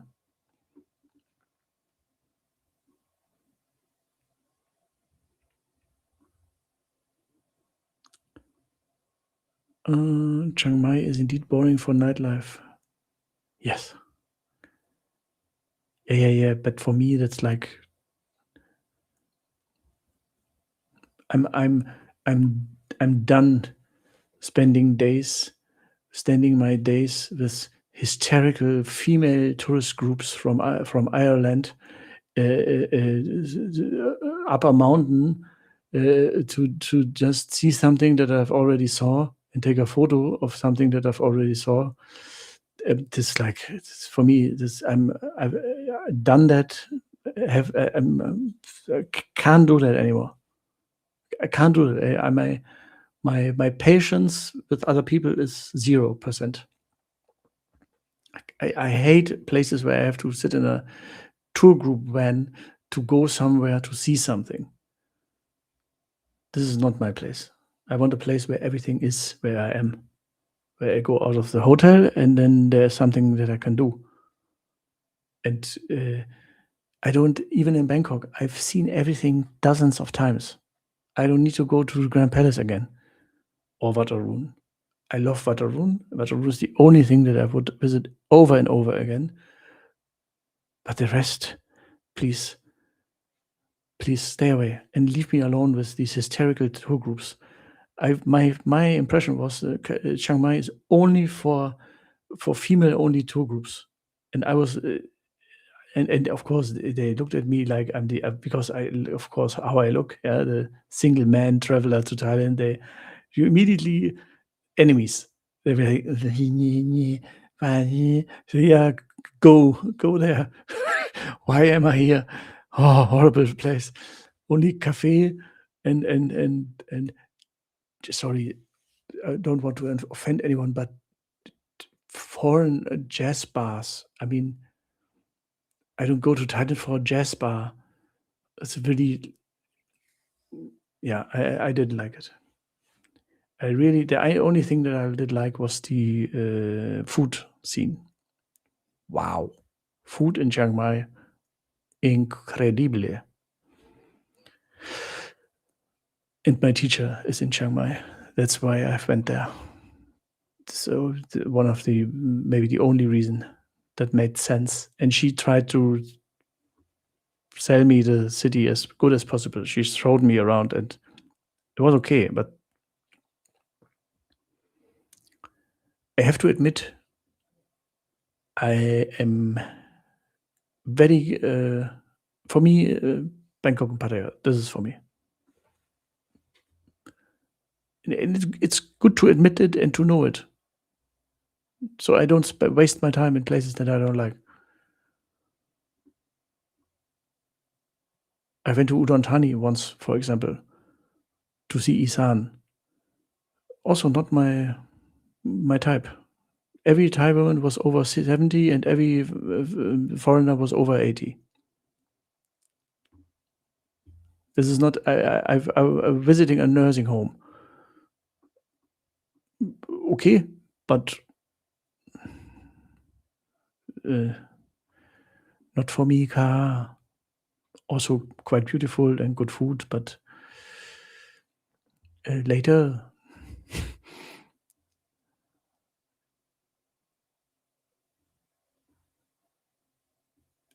Erwacht. Erwacht when you scan this one and then look for the 40 liter, then that's. I don't have it prepared. No, because I use this one now. But underneath the video, the first video of my one bag video, there's the link to the 40 liter backpack.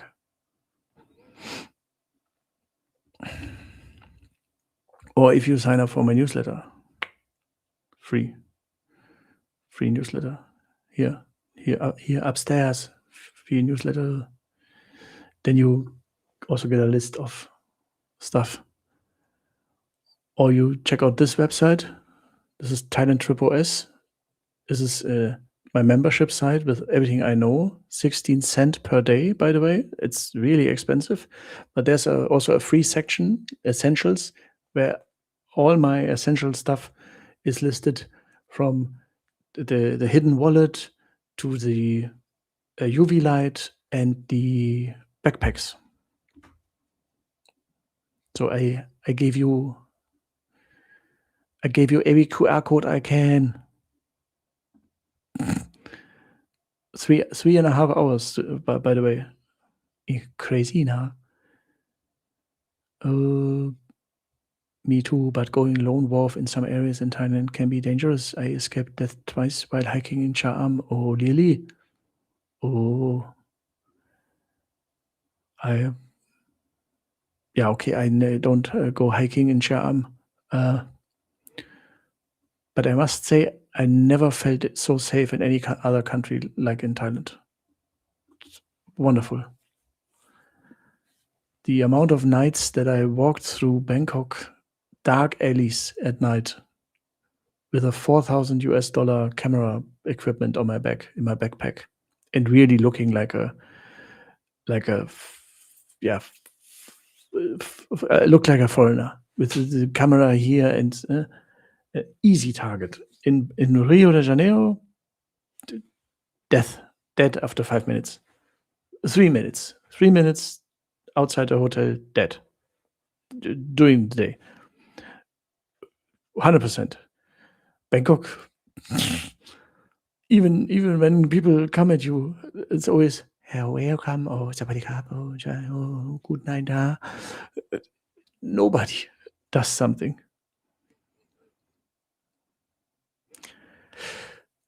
Darren Magni, thanks for advice. Thank you, Mr. Dog. Laughing Magmag.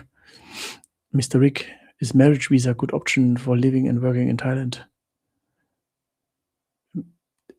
It's the simplest and easiest. It seems like the simplest and easiest key to Thailand is to marry, yes. But never forget, as soon as she thinks, now it's time for a next man, or now it's time for you to leave the house, you leave the house and you lose everything. You have to be aware of that. She will own everything you have. She will own the land, she will own the bar, she will own your business that you have. She's the owner, not you. You will leave completely broke. So I would never do that. Never marry. Never.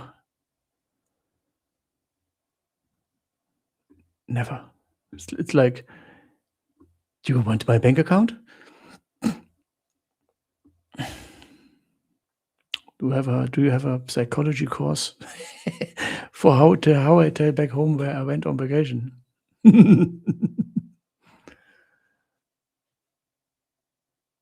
What what do I tell on Christmas Eve to the cat lady aunt? That's good. Very funny. You have to accept that everyone, I think Pattaya is the one place on earth where 8 billion people have an opinion on. Maybe 8 million have been there, and 8 billion have an opinion. Everyone has the same opinion. Everyone knows what you did there. Even if they don't if they knew what happens there, they would be even more crazy about it. But I stopped caring. Maybe you can say Shonburi if you want to hide the fact that you go to Pattaya. That's the province name. But nobody believes you, even if you say, no, I go to Thailand and I'm going to a Muay Thai training camp. Yeah. Nobody believes you. Nobody. This is like, I'm going to Rio de Janeiro for the sugar loaf, sugar leaf, for the Christ the Redeemer statue. Hmm. I go to Colombia for the coffee. Yeah, of course. Stop. The best advice is accept and stop caring about what the cat lady aunt says. The best thing is to tell her how it is and show her that you don't care about what she thinks. Or lie to her if it's really a problem. Tell her you're going to maybe something like I'm making a workation in an orphanage. Oh, you are such a great guy. Or I'm making a work and holiday in an elephant sanctuary. That's a good tip. That's a good trick. You then just have to go to the elephant sanctuary in Pattaya and take a photo of an elephant, and then, oh my God, you helped them. Yes, I saved them. Mhm. But I don't care. I don't care. I go to Pattaya. I know exactly what everyone thinks, but they don't know what the reality is. So I always think, okay, you. I can live with their version of what they think what happens. They know nothing. There's what they think is far from the truth. Thailand is safe. Just be careful with stray dogs and monkeys. Absolutely, yeah. Monkeys are crazy, and stray dogs are, sadly to say, stay away. Nikita, being reasonable is still a good option. Thais might be friendly, but what about stray dogs? Same time. I answered. Just avoid stray dogs. As cute as they are, and as much as I love dogs, being reasonable. No, Tim, could you explain again about the phrase "I see you in my dream"? What does it mean if my ploy said it? This is this is like the first greeting. Like they tell me, for example, "I like your hair." This is the same. This is just a joke. I like your hair, or I go with you, or buy one get one free. It's just to get your attention. When they say "I see you in my dream," you know what it means. This is exactly what it should mean. It should mean, oh my God, I saw you in my dreams, and now wow, and now you are there. Oh my God, it's like the most stupid, crazy thing that she could tell you. Then this is what she tells you. This is like they know it's a joke. They laugh when they say it. It's funny to them too, and they try to top each other. Like, oh my God, oh I need to remember this one. I say next time. Oh, very funny. Oh, good. There's no explanation besides make him stop and turn around.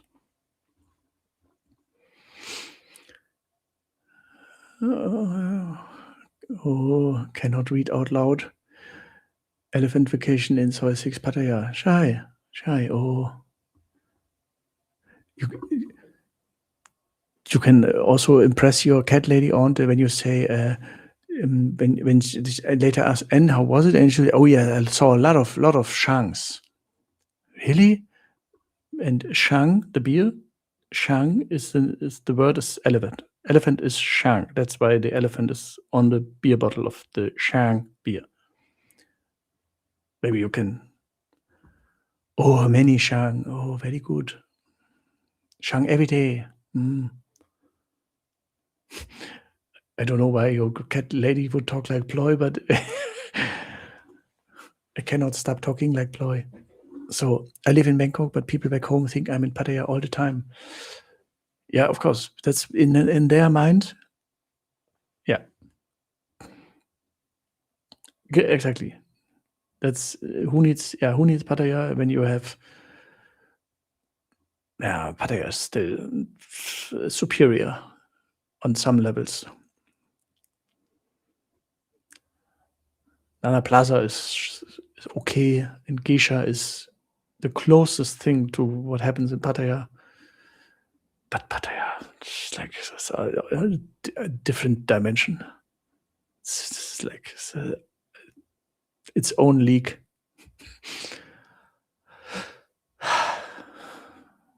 Okay, Ka, very nice. She more talks like Heidi Reicheneck.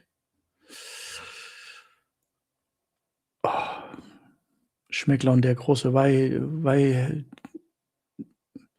This was like,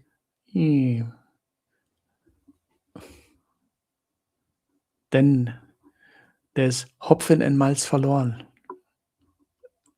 if you understand me in German. All right, it's 6:41 in Germany. My favorite food place closes in 30 minutes. I hope you understand. So now, after 3 hour 40 that I really enjoyed, and really thank you for asking so much, but I'm really hungry. I realize I'm really hungry now. If you understand. Show a photo of elephant drink chair. Yes. The elephant sanctuary, for example, has, of course, Shang beer in the fridge. So you can make the picture of you with the Chang and the elephant trunk, and it's a really nice morning tour. It's really nice. You feed them and then you go swimming with them, but be aware that you're swimming basically in their toilet and they shit while you are standing there. Only Thailand, huh? Okay, lol, Cop Concap, Team see you soon. Oh, thanks for Mexico. Oh, viva Mexico! Arriba, arriba, Señor. Alles Gute.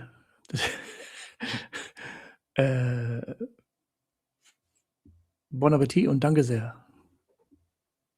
Are you all speaking German now? What, Alaina? Can I do a live stream on German or what? Oh, thank you. Okay. Muchas gracias. De nada. Dankeschön. Auf Wiedersehen. Goodbye. See you again. And I hope you had heard something new, had a little bit fun, and some good advice. And I thank you for joining really much, really much. You see, 3 hour 40, and I'm not tired, but I'm just hungry. So hasta luego. Chai, Kopkun Krab, Alayu, and see you Wednesday. You know, I do same Wednesday and Friday, but Wednesday, Friday, no big news, and at least unless it's something big news, then big news. But usually then Q&A or just chatting. Expatriate life. Now, when I say bye to everyone, you ask a question, huh? Good hotel on airport train link. Big mistake. Don't think you need to stay near airport railing to be near to the airport. Just take one MRT station south to Asok. You are in the middle of everything that you want, and you are still very close to airport railing. And expatriate, click this link. This link here. Click this, scan this code. Free hotel list. Look for Clover, or look for the hotels in the districts Klong Toi and Watana, and then you are close to airport railing, but close to the good stuff. Okay, bye-bye. Thank you, Na, and see you again.